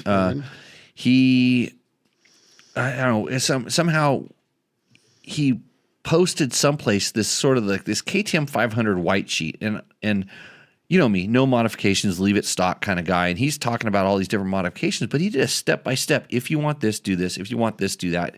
And even though he was selling the stuff, he was blatantly honest about what it did and where you want to go with it. And maybe he understands marketing better than I do, because I don't think in marketing, I don't think honesty is the best policy. And sometimes I'm always a little bit, shy of that. But he's kind of spelled it out. And I'm like, this guy is one of the few people that's selling this stuff, but tells you how it really works. And like he says in his commercial, they go out of their way to do customer service. I've heard, that they do that. He's got a fantastic from name people, just like Dave, just like somebody on the show, just kind of throws it out there. Fantastic name around town. Yeah. So shout out to Takamoto. I think that when we do the Rooster Endo again, it could be a $500 gift certificate. Really? I think I'll just keep putting it off till it gets. To throw a bike in there, man. I told you to. I know. Yeah. So we'll see if we can get that thing up. Shout out to Mark Daniels, is us in the chat. Mark, today is hold that thing up there. 3 R's. No, not yours. That one there, the one that I've got. Oh, we'll show them both what we got going here. No, that is some of the best whiskey. So I've you got ever to put it up for the. I'm going to go to the. Hold on. I want to push the Jimmy button like that. That goes here. But in fact, you're Logan right now. There. Hold on. Yeah. That's that tequila. It's the 3 R's. Imported from Mexico, of course, legally imported in my truck because we had enough people to carry as many bottles that we had as you can get a hold of. And then this, my friends, is good. How is that? It's like one of the best whiskeys I've ever had. So Jimmy is at a Whiskey Aristo. Yeah. And this is Addictivo. So it's actually that gets a full thumbs up. It's actually a whiskey that was aged in tequila barrels, which is kind of this fusion kind of stuff that they do these days. And you got that down in Mexico or where? Yeah, I imported it in the same truckload where I had to have an extra body in my truck. We're going back. Yeah, but that is some really fine stuff out here. So that's the 50 and Tech Talk Taco. What perfume are you drinking tonight? Is what Victor. Victor. Yep. Logan, what were you? So when you guys went out during the ad break, did you slam a couple cruds out in the parking lot there? Yep, totally. So good on you. Okay. Greetings from Argentina. says Jamie Borono. Awesome to hear you guys answer questions. Relatively new to off-road racing. If I start asking things, we would be here all night. Well, I train the best quad rider in Argentina. Yes, you do. Yeah. So Yes, you do. yeah, Pablo. Yeah, Pablo. Yeah, Pablo. Yeah, we're about ready to get deep in Dakar boot camp season. Pablo's not going back this year. He's taking a year off. Is he? And but yeah, there's some Dakar training come up. It should be pretty fun. Yeah, it's here. Okay, let's get into these questions. We'll start with page 2. Right here, we'll start with this one, and this question is by Steve C 39636, something like that. He says he missed the show last night. He was working late. But we didn't have a show last night, but he was talking about something else. But there's his question right there. Oh, any thoughts on pivot pegs on a trail bike? I have a set on and I like them. They weren't any other quality pegs I could find out there for my bike, and I caught them on sale. Thanks. So, do you have any opinions on pivot pegs? Yeah, I actually owned a set once, and here's my take on it. I took off on them, and I almost, when I took off on the bike, weird, hated them, said, oh, try to get used to them, and I could actually get used to them, but I never really saw anything. I got where I didn't hate them, where I could Oh, but wow. I didn't yeah. Okay, so. Well, I got where it didn't go, oh my God, it's weird. I did lose the weirdness of them, but I never liked them. I didn't see any benefit from them, and they always were just proud I could be not weird on them. But So, pivot pegs, for those who don't know, is basically it's a peg on a pin. So instead of being functionally locked and not moving, they are on a pin in the peg's pivot. And so the idea is that way you can reach your brake and reach your shifter, and the pegs will move with it. But they're spring loaded, and so spring-loaded. yeah. Well, Compared to what you do on light or bike. heavy. They have different spring settings for them. So my very first experience with pivot pegs was we were doing a foot peg test, and we were just blindly putting foot pegs on, and the riders were not allowed to look at the bike, look at the pegs. You just hopped on the bike and went and rode it. And I hopped on the bike, and the first thing was a set of rollers / hoops. I went in there and I got on the gas to carry the front end, and I started falling off the motorcycle. That's what I'm saying. Off the back of the motorcycle, and I couldn't. I'm like, what the hell is going on? You thought they broke off of there. And I thought they didn't. I thought they didn't put the pins in. I don't know what was wrong, because I use the foot pegs to index my foot. The angle of the foot peg tells me a lot. And I'm really, really particular about foot pegs. I'm really particular about everything, but especially the quality of the show, Logan. And since you're sitting there, I just sit here. You just sit there. Okay, good. You're the dude that runs here. You push all the buttons. I do. Okay. So back to the foot pegs. I get distracted pretty easy, don't I? Very. Okay, squirrel brain over here. Ooh, butterfly. So the foot peg to me, it's like the ground when I'm walking. Yeah. Have you ever tried to walk? Well, I don't want to say during an earthquake, because a lot of people don't live in California where that happens. But have you ever been in one of those haunted houses where they have the rolly floors or something like that? That's sort of what happened with the pivot pegs. I sort of lost my bearing of where the bike was. And since they rolled back, I rolled back with them, because my feet and ankles are telling me what was going on. And by the time I realized it, I was coming off the back, and I was getting getting a little whiskey throttle. Same I'd like thing to call happened it. to me, and I got to where I could stop that. Is what I'm saying. But Right. And so now we have clients that come to the school, and I'll hop on their bike and demonstrate on their bike. And if I don't pay attention to it, I get on the bike and the bike takes off out from underneath me, because I'm using my feet so much. So I'm not saying that they're a good or a bad product. Is their goal to try to make you so you can get underneath the shifter better, or what? What is the goal of them? I think that, whoever designed it was just somebody who is just like a regular guy that said, hey, I'm sitting down on my motorcycle, and when I try to put my foot or push on my brake, I have to lift my foot up. More static or something. When I push on my rear brake, my foot's off the foot peg.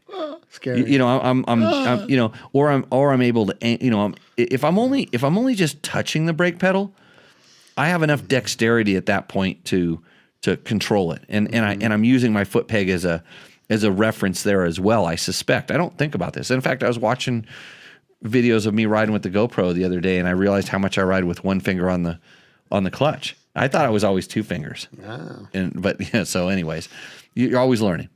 The fast pegs are cool. I got a set of those. I love those. Okay, so Impacts, we'll get to that because I there's nothing I like more than to roll this into a plug for one of my sponsors.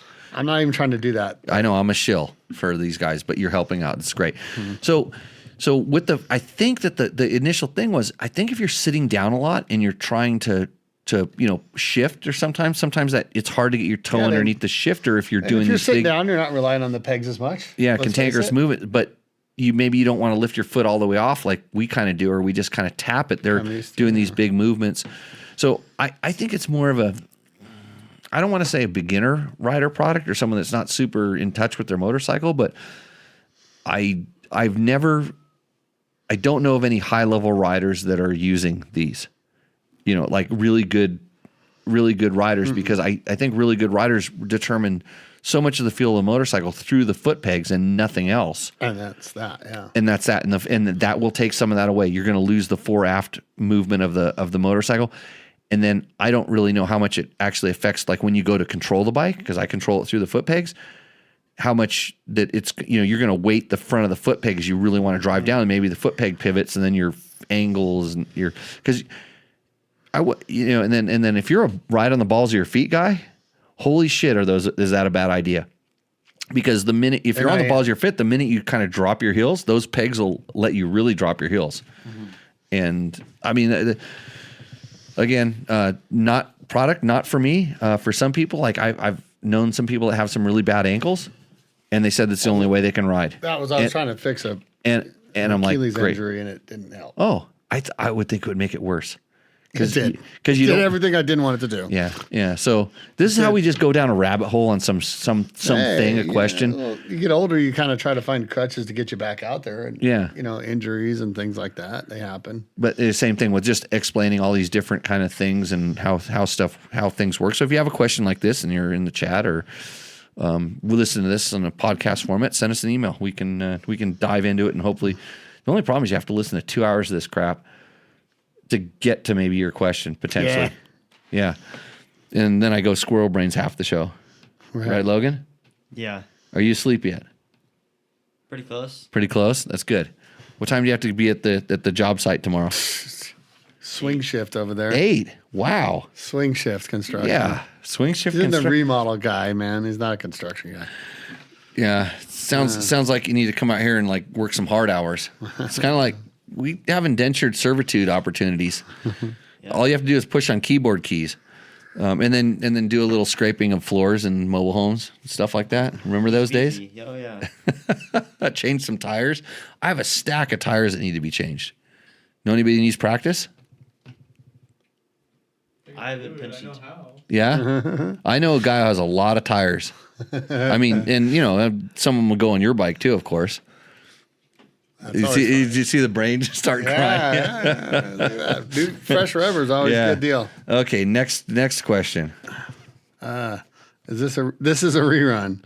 No, it depends on when you're watching the show. It's the good thing about this is it's kind of timeless. We don't really talk about timely things, so you can learn something in almost every show. And then on those 5 shows where there's no useful information, just say this show sucks. Yeah. And if you're if you're in Australia, say, I would rather fanny pack than watch this show. And that would really mean it was bad. I mean, by fanny pack, I mean wear a bum bag. You Australians. I used to pick on Canadians, but they're so nice. So I had to stop. I don't know where we're at here, because some of these we did with Trevor, right? Okay, but this guy says we do good content. Oh, we can do that again. Yeah. Public subscribe you best dirt bike channel around. I totally agree. Yeah. And then testing after modding is the only way that counts. Yeah. Yep. You guys do good content. You gotta say yeah, I gotta say his name. Ron Mower. Ron Mower. Ron Mower. I like that guy's name. Hey, Jim, Yes. do you like riding on the balls of your feet, or? No, middle. no, because if I go to the balls of my feet, then I have that as a question from the peanut gallery. You like to say, Yeah. So he's asking, do I like riding on the balls of my feet? Although it's not. Can we just wait for that question because he's gotten to the good ones here, like where he's talking about how good. I'm going to ask him to pat me on the back in a second. Hold on. Okay, we got now back to your regularly scheduled show. I'll get to the balls of the feet in a minute. I think. We did that one. You Okay. get the next question. So I'll do the balls of the feet question. So here's people say, like, you hear a lot of people say ride in the balls of your feet and attack, ride in the balls of your feet, attack position, all this. I was always trying to figure out how I could go as fast as the guy who was riding on the balls of his feet and was in the attack position in a balanced and relaxed and comfortable position, so that if something went wrong, I could attack a little bit or get on the balls of my feet. And I've been in this for a long time, and it feels really slow because you have to, what the speed feels like when you're kind of in this attack, but it's like, if you're doing it right, it doesn't matter what you're doing, you're still on top of the motorcycle. But if you're all crunched down and you're using your muscles, the bike doesn't get as good a traction. And so as the only two things that matter when you're riding a motorcycle are balance and traction. And if you're tense on the bike, if something goes wrong, you're going to compromise the traction. You're not going to allow the tires to react, the bike to react, all this other stuff. So when you're on the balls of your feet, you think about it. Do you walk around on the balls of your feet all day? No. If somebody walked up to you and swung like you're going to punch at you, what do? You roll on the balls of your feet, right? Because you anticipate something bad's going to happen. When I'm riding, I don't want anything bad to happen. I want to be relaxed and comfortable. So when something bad happens, I have the opportunity to do that. It gives me one more chance to catch what's going wrong, as opposed to being in the thing to catch what's going wrong. You have no reaction at that point. You might feel it a little bit better if that's, but if you start relaxing and learning to feel the same things you would, like, turn on your sensors as much as you would when you're like this, because that's what happens when you go like this. Extra sensors turn on. If you learn to pick that kind of stuff up through, we'll call it the center of your foot, the arch of your foot, then it all works out. So Great free answer. riding lesson. That's we teach this in www.jimmylewisoffroad.com. Good stuff there. We'll make you a better rider, promise. So there is the bike. Okay. XT230. XT230. It's actually 250. Oh, We finished. We asked that one. did we? Yeah, we asked that one too. Go to the Tenere 700 question. I can Let's answer do some those. T7 stuff. T7s, Yamaha. This is Ollie Christopher's 467. Jimmy, I pay as much attention to your riding technique as the review and tech on your build. I have to say, you practice what you teach in the school.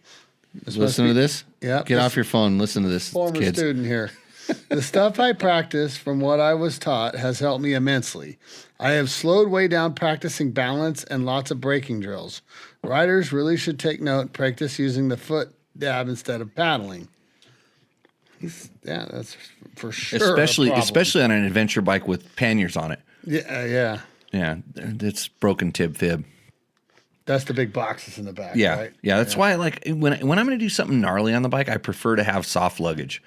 I really want to have soft luggage because sometimes just you end up putting your foot down and the bike's moving and it goes back, and it's like, just think about it like a pillow versus a sledgehammer. Yeah. No, definitely. Those things scare me to death. I don't even have any of that Right. stuff. And so I see people riding them in the desert and I'm like, oh my God, that thing scares me. And in all honesty, this is the stuff I think about when I go ride. I'm not like worried, can I ride through there? I ride up to something and I go, I can ride through there, but my bike has hard panniers on it right now. I'm going to have to be way, way more careful, which means starting and stopping a lot, going very, very slow. And it's like, do I really want to do this? I'm not at that point. I go, I may not be on the right bike. Where I see people think, they're just like, I'm going for it. And they haven't even analyzed any of those things. Mm-hmm. So, okay. Yeah. Is there a question there? Not really. Oh, but it's just gratuitous praise? Well, he was telling people to pay attention, man. Yeah. I mean, in that video, it's funny because when me and the kid who used to help me out here that was on that video, when we were, watching over some of that stuff talking about that, he was like, yeah, you really do what you teach. Kind of what this guy is saying. Because there was a couple sections where he was on the cove when we were going through there. He was struggling with some of it. And then he was watching what I was doing, and he's like, we need to shoot videos of this because because we were talking about doing more online class videos and stuff. He's like, because you're doing all the stuff you teach. And I'm like, of course I am. Yeah.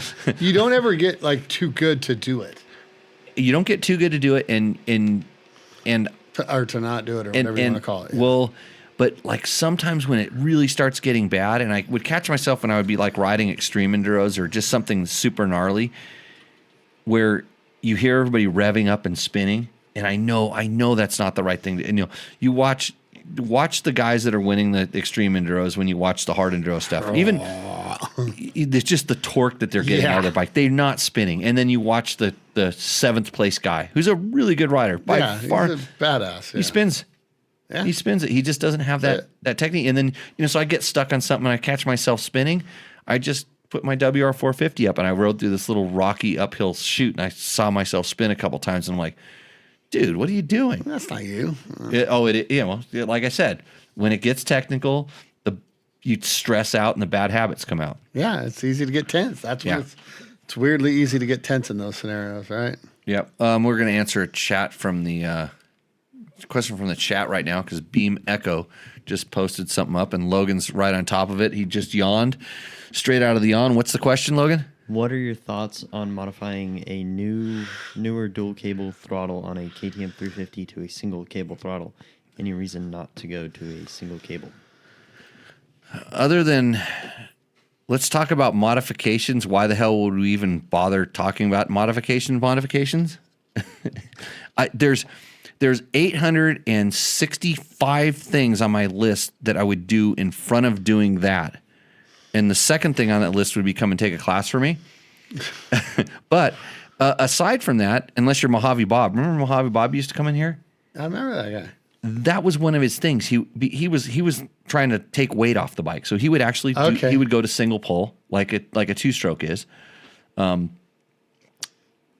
old any carbureted bike was, or not before 4-strokes. Because the thing is that the reason they had the push-pull throttle cables is because those bikes had the potential to have enough velocity going in through the intake to prevent the spring on the throttle. They didn't want to have such a heavy pull on the throttle that the slide wouldn't shut down. Mm-hmm. So they wanted you to be able to pull the if you to push. They call it push. It's really not push. You're pulling it the other direction. Oh yeah. To shut it down. And so I think it's more of a safety feature. And I knew this a little bit because I heard about it and knew some people are involved in some lawsuits about sticking throttles in the old days. And the manufacturers were horrified of this because if a lawyer could find somebody who got hurt on a motorcycle and they could blame a sticking throttle, it was really hard. It was really hard to prove it didn't happen. Yeah. And then it was like, well, what have you done to prevent this? Mm-hmm. That's why we have push-pull throttles, by the way. That's the first reason. And now with all the electronic stuff, it actually gives it better control, with the throttle position sensor and things like that. But yeah, you can take it off for less weight and one less cable up there. But I will tell you, I've seen guys flip their bikes and rip the throttle cables off. And between those two cables, they were able to make one work. Yeah, I like that. And so they had the spare on the bike. I've never even thought about getting rid of one. Because in my very first ISD, my second one, I actually, because I was on a KTM 125, I actually had a second throttle cable. Just pre-wired It was set in there, and I could just take it off and put it back in and whatever, because broken throttle cables were a thing back then. So yeah, that one was good. There's no such thing as a dumb question here. We answer all of them as much as we can and try to give you the full story. I put up a post in the EXC performance group. I think we're actually broadcasting live to them on the group. So too. And I said, hey, ask some questions. Zero. No questions. I mean, there all day long there's questions coming up there, and there's 50 answers. And every once in a while I kind of dive in there and I look at all the answers, and half of them are just people just smarting off, which is kind of what I want to do sometimes. But I try not to because I'm trying to pretend I'm a professional. But it's the range of answers you get. It's just like anything. It's like, where are these coming from? Because I look at them sometimes just to be more educated. Sometimes I'll see something, I'm interested in that. There was one today on shims that were wearing out. And so half of the things were hot cam shims are shit. That was the gist of what they were saying, because some of the shims had lost their hard facing and worn out. I've been using hot cams and a couple other different shims, Pro X shims, different non-OEM shims. I've been using OEM ones too. You can't go wrong with OE, but I would almost bet that the failure rate is pretty damn close. Like, let's say just the failure rate is 0.05% on the worst, or no, let's say 1.5% on the worst, and it's 0.05 on the best. It's just like anything. There's production tolerances and variances, and who knows whether your oil jet is not aimed perfectly, or there's a little chunk of something that got in there and it's squirting the oil a little bit off kilter from where it's supposed to go. Like, it's not always the shim. And so I kind of see this, but I saw how many people are just bagging on, and I always want to know, I'm like, hey, how many people actually did the homework to find out what like really happened, and then how many people are just regurgitating what they heard? Like, how many of those guys that are actually commenting? Yeah, their valves just went on a spec, and they yeah, had in the guy that they're. How many of them have actually had a dished shim where the hard facing went out? Or they just saw the one picture that the guy posted, and they're the 6 guys that saw that post and remembered it and reposted. And this is where you got to watch out on the internet forums. That's why you got to be careful watching the show, because I could be giving you completely It takes a long time to source out good information. 100% fake information here On anything. right? They also had another thing on there where I was listed as originally listed on the post as one of the people who could be most influential in KTM 500 EXC information. I got exactly 0% of the votes. Yeah, 0% of the votes. Nice. So just so you know, as a guy who owns 7 of those, maybe 8, yeah, and picked it as the best bike of all time. Come on, guys, really? My ego was completely shattered. I was playing with razor blades earlier today. Really? Yeah.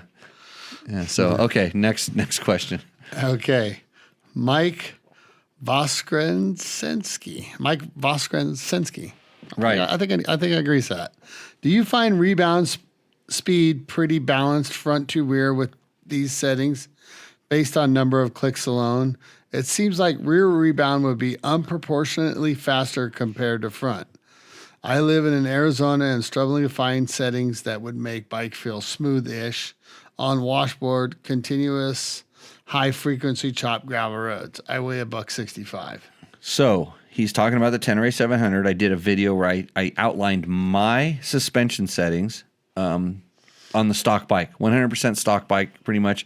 Just like, hey, after I wrote it, this is the kind of the conclusions I came to on where the suspension should be.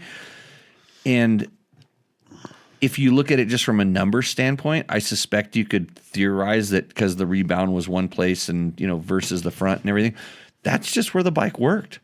I don't really, in all honesty, when I'm doing suspension tuning, I'm not counting clickers. I'm just riding and I'm gonna go 4 clicks on that, and then I go, okay, that was too many. I'm gonna come back to 12, 20 out, 5 out, whatever. When I run out of clicks, or when I find out I'm at 3, on a shock, I'm 3 in or out 20.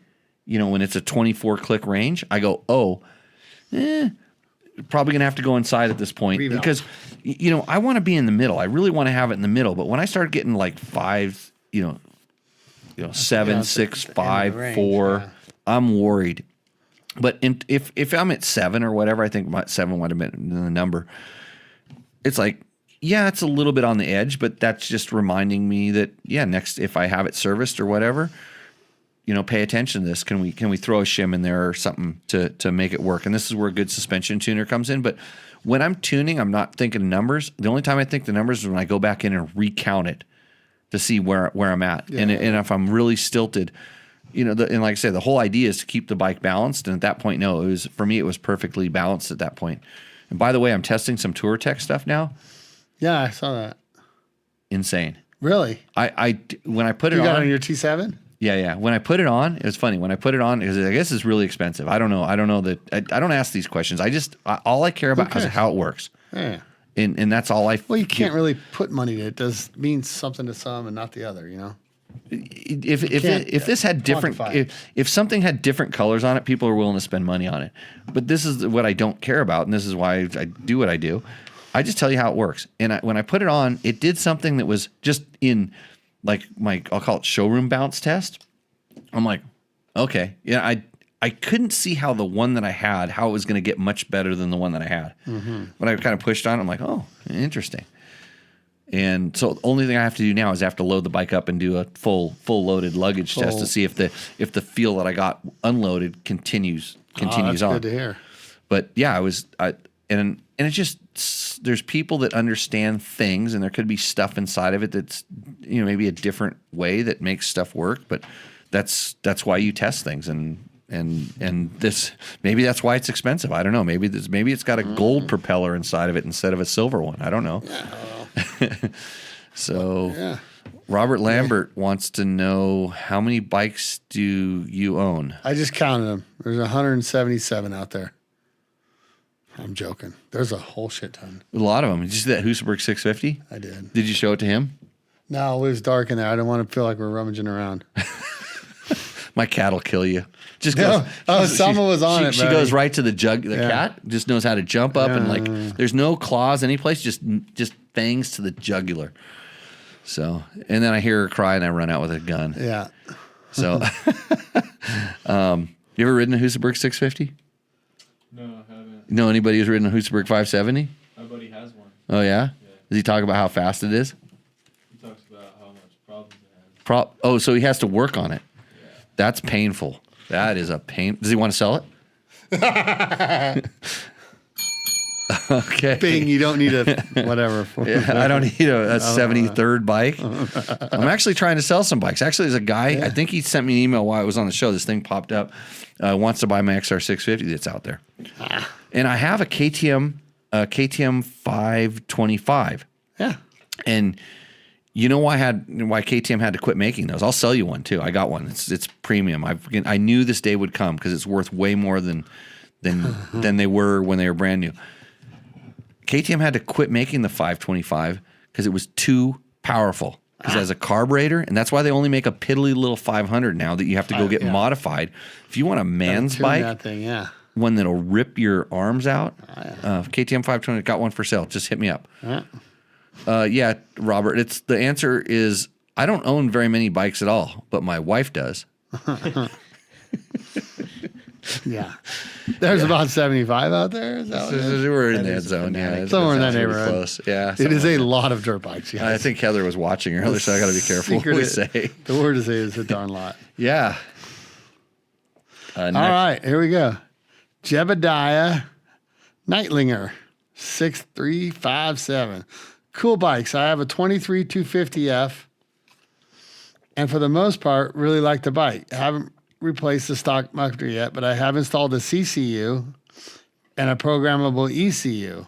Haven't really got a map that I really like for the more extreme enduro type of riding.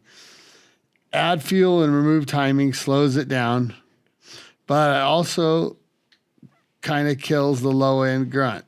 I plan on exhaust, but have also heard the YZF airbox makes a good improvement as well. The suspension on these bikes is the same as a good camera. Just point and click. Let's do the work. I can't agree more with most of that. but I don't know what the difference in the YZ. Oh, so he's got a YZ, and is he playing with the mapping on it? So he's got the WR 250. He's got the stuff on it. The exhaust is the biggest thing that you can do that will help this. Oh, dang it! There's the it's WR 450. I guess. Oh no, he's got a 250. Yeah. So I titled that wrong. My bad. I gotcha. Maybe he watched the WR 450 and he's talking about the 250 because I haven't put the video up because I'm a lazy. I'm lazy. I ride Husabergs too much and I have to work on them. Do those have the backwards motor and stuff? The 250F? Yeah, it's just like the YZ 250F. No. This is a YZ 250F. It's a WR 250F. So they got WR. It's back. Yeah, It's backwards like the motocross. Yeah, exactly like it.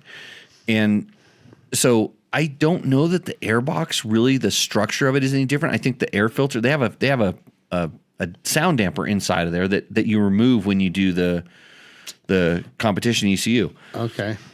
So I think there's different filter cages and different things, but if you have the stock exhaust, the exhaust is your first step. Go to the exhaust, get like a quiet exhaust. I've been running the FMFQ and I'm really happy with it. I've also run just the stock FX muffler on, which is a little bit loud.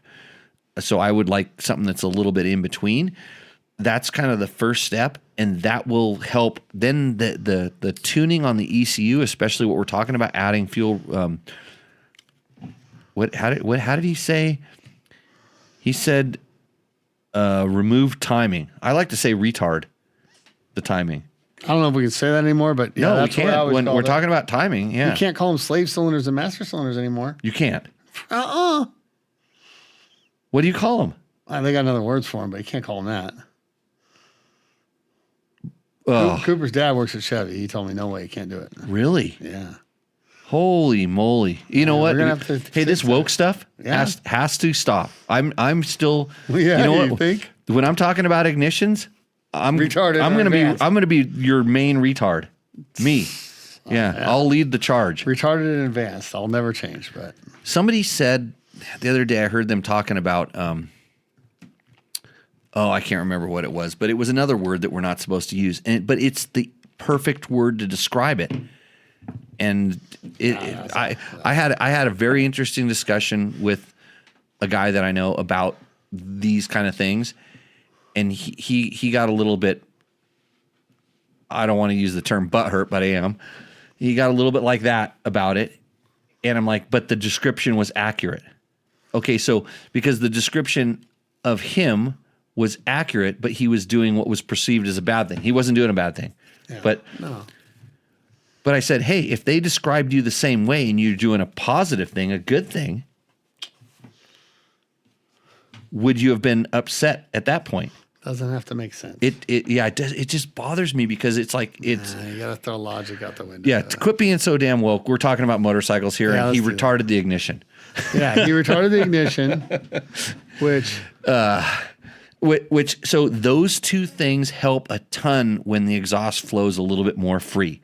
To answer his question shortly, that would be the first thing I would do. I wouldn't worry about the intake so much because it's not really restricting it as long as you've removed the sound damper that's inside of there. Next question, please. Here we go. NVMC Rider.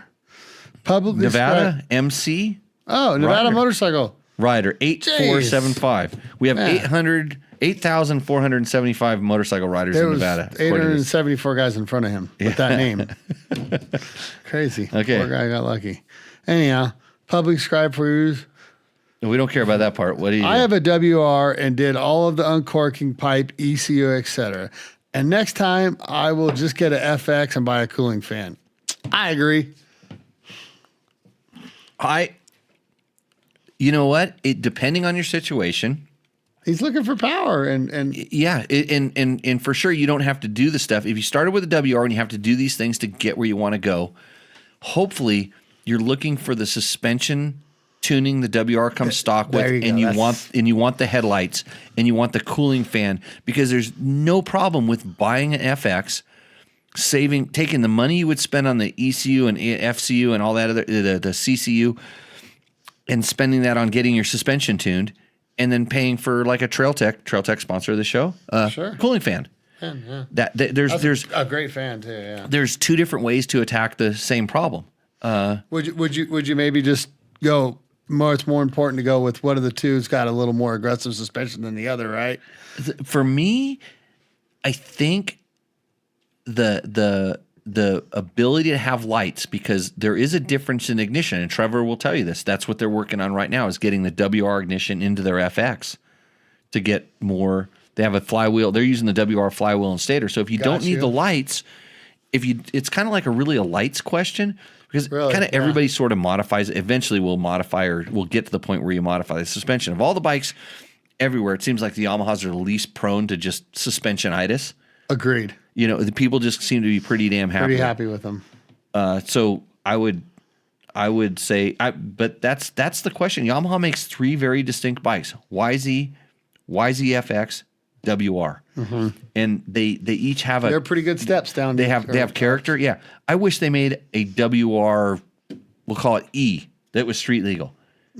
That's the one that I want. Right. Just like a and really, like, in the one of the only really issues with it, you're looking at like all the different bikes and stuff like it, is just the ability to get a really big gas tank. Gotcha. But anyways, yeah, that's I do not agree with them. I do not disagree with them. Cool. I just come from the other side of the fence. Yeah, I gotcha. I would buy an FX and I'd be trying to make it into a WR. Yeah. Probably a better way to go. That's what I would try to do too. Now we're going to talk about the Cove. The Cove 450. Were the three Cove 450s that completed the Dakar Rally stock with just knobby tires, or were they modified somewhat? Oh, I bet you they were modified somewhat. Yeah, it was a factory effort. They were probably not modified to quite make more power. They were modified for durability. And I heard from guys, I know a couple of guys that do that. What are they the Dakar Rally? Yeah, I know some guys that do that. Heard of it? that on the transfer sections, like the guys in the coves were riding so slow and so careful, because there's long transfers, and they were just the only goal of that team was to get those bikes across the finish line, and they did it. They did it successfully. They did it within the time limits and all this stuff like that. But they were being real careful. So I guarantee that they were. Yeah, that's a hard thing to do. And from my experience with that Cove that we tested, that had a lot of miles on before we got it, when I drained the oil, because I look at this kind of stuff, I'm like, wow, I've never seen a KTM or any other bike for that matter oil come out that clean after that many miles. Really? Yeah, no metal, unless the magnet and the oil filter were somehow in their own little chambers where they didn't get any other oil. Yeah. Even though the oil came out, it was a little bit dark, but not too bad. And there was a fair amount of oil in it. It was a good bike. I have nothing but good things to say until where are they made? Proven different. China. China. Wow. Yeah, China. Okay. Enduro motor rad to Touring. Right. Yeah, sure. Thank you for your clear and precise review. I'd try it, but there is neither a German importer nor... Hold on, read that first part again. Thank you for your clear and precise review. I try it, but there's neither a German importer nor a Euro homologation.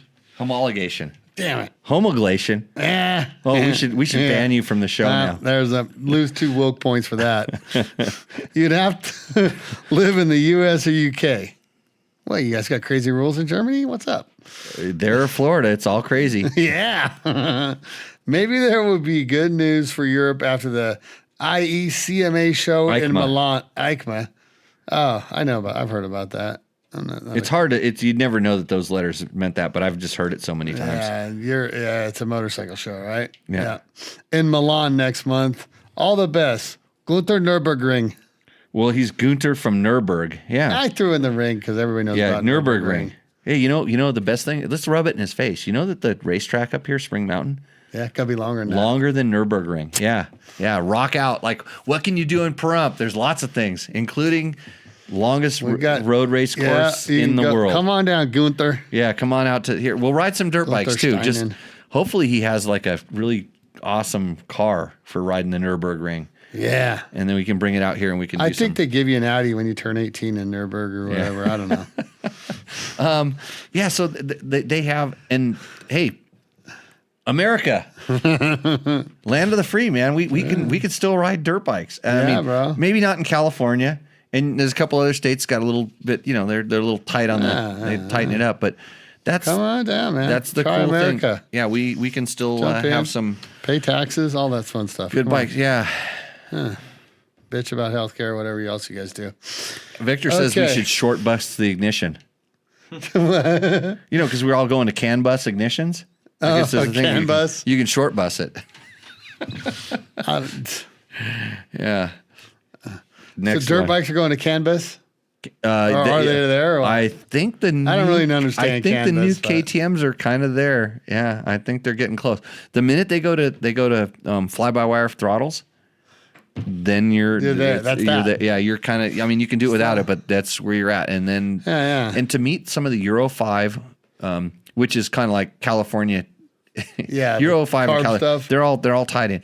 So to meet some of those emission standards, there's no other way to do it, because if your wrist moves too fast, your bike is going to stall. So they have to control the butterfly valve to make sure that the fueling mixture is going to be Is correct. perfect, yeah. There's still kind of ways around it, but it's coming there. That's the way it is.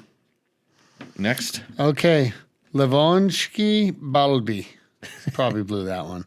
Whiskey's working. Yeah. Public described to you 2 years, 12 days ago.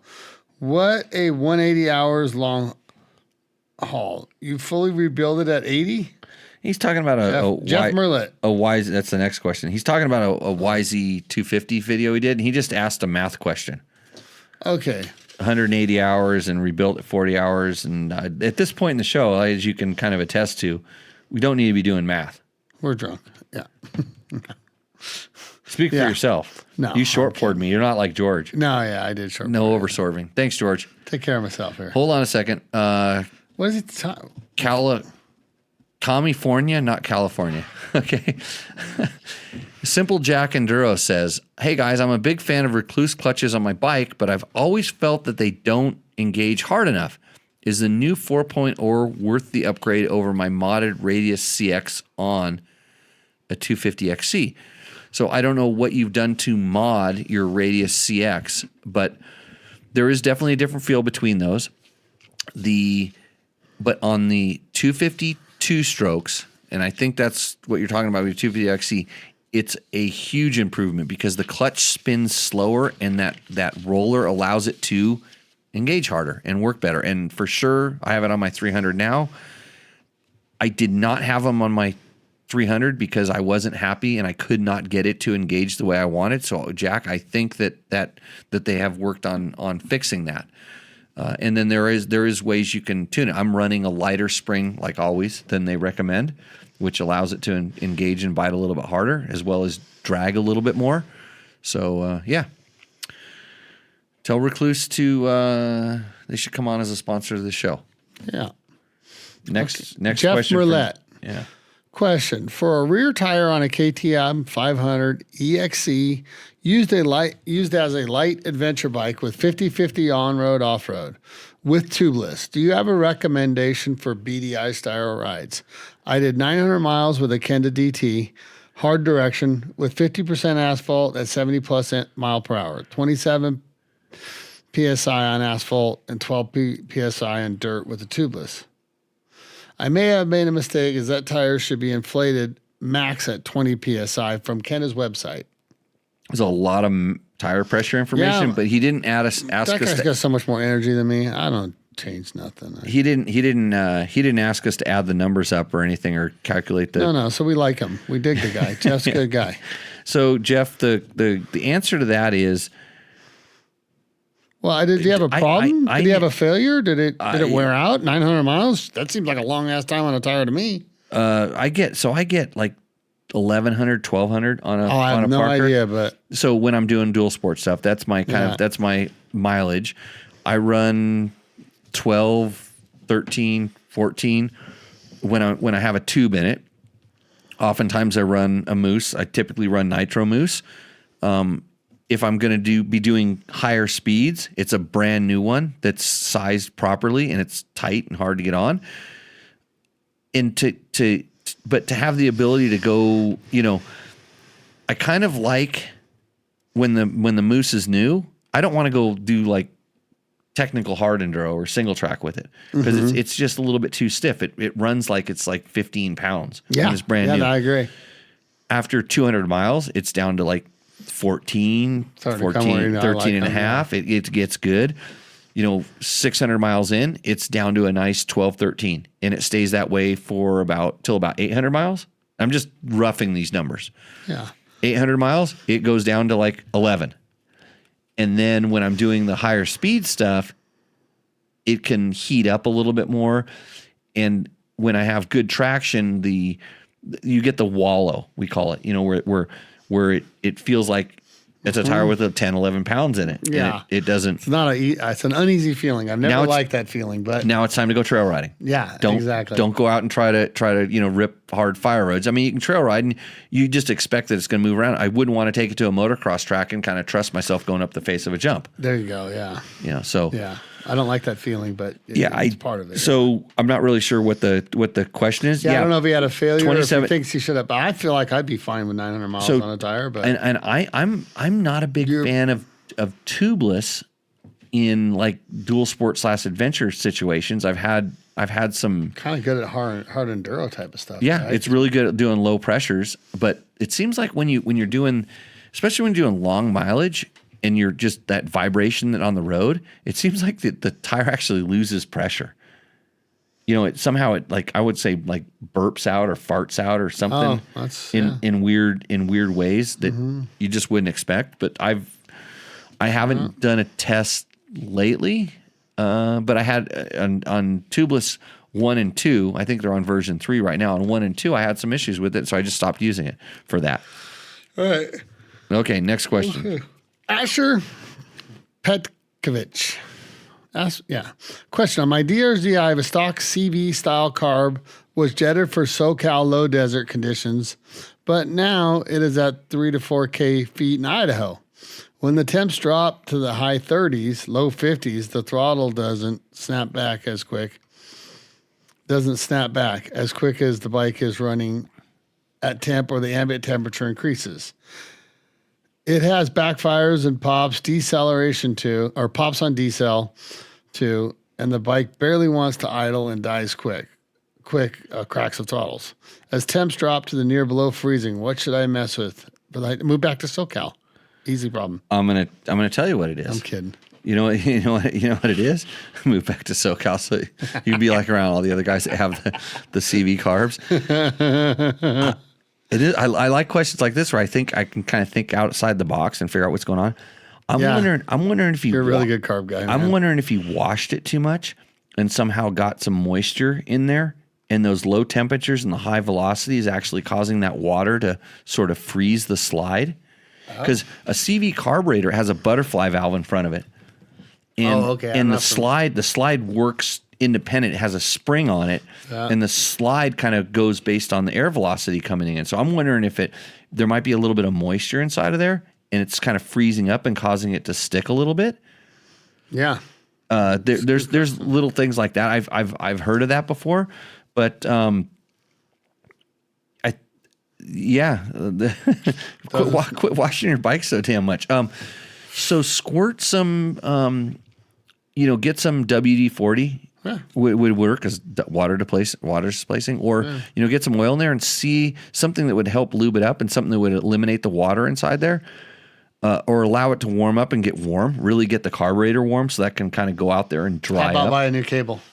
Pretty cheap thing to eliminate some stuff off your list. The slide is independent of the as long as the butterfly is returning on its own and it's push pull. Understood. Yeah, there's a lot I don't understand about this. Right. Yeah. So a big modification for the DRZs is to go to a more conventional type throttle. Okay. Although there was some kits, like I think JD Jetting and DynoJet made some really good kits for those that worked.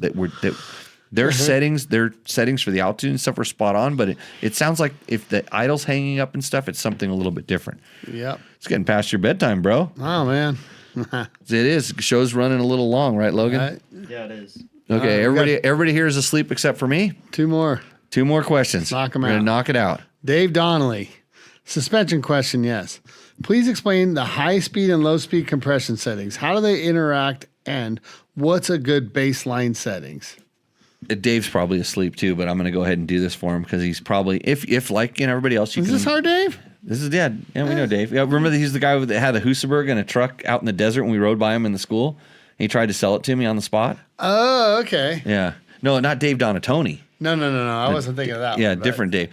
So, okay, so suspension tech. High speed and low speed compression. And the worst thing that people do is think that high speed and low speed have to do with speed on the ground. Yeah, miles per hour. Has nothing to do with that. It has to do with shock shaft speed.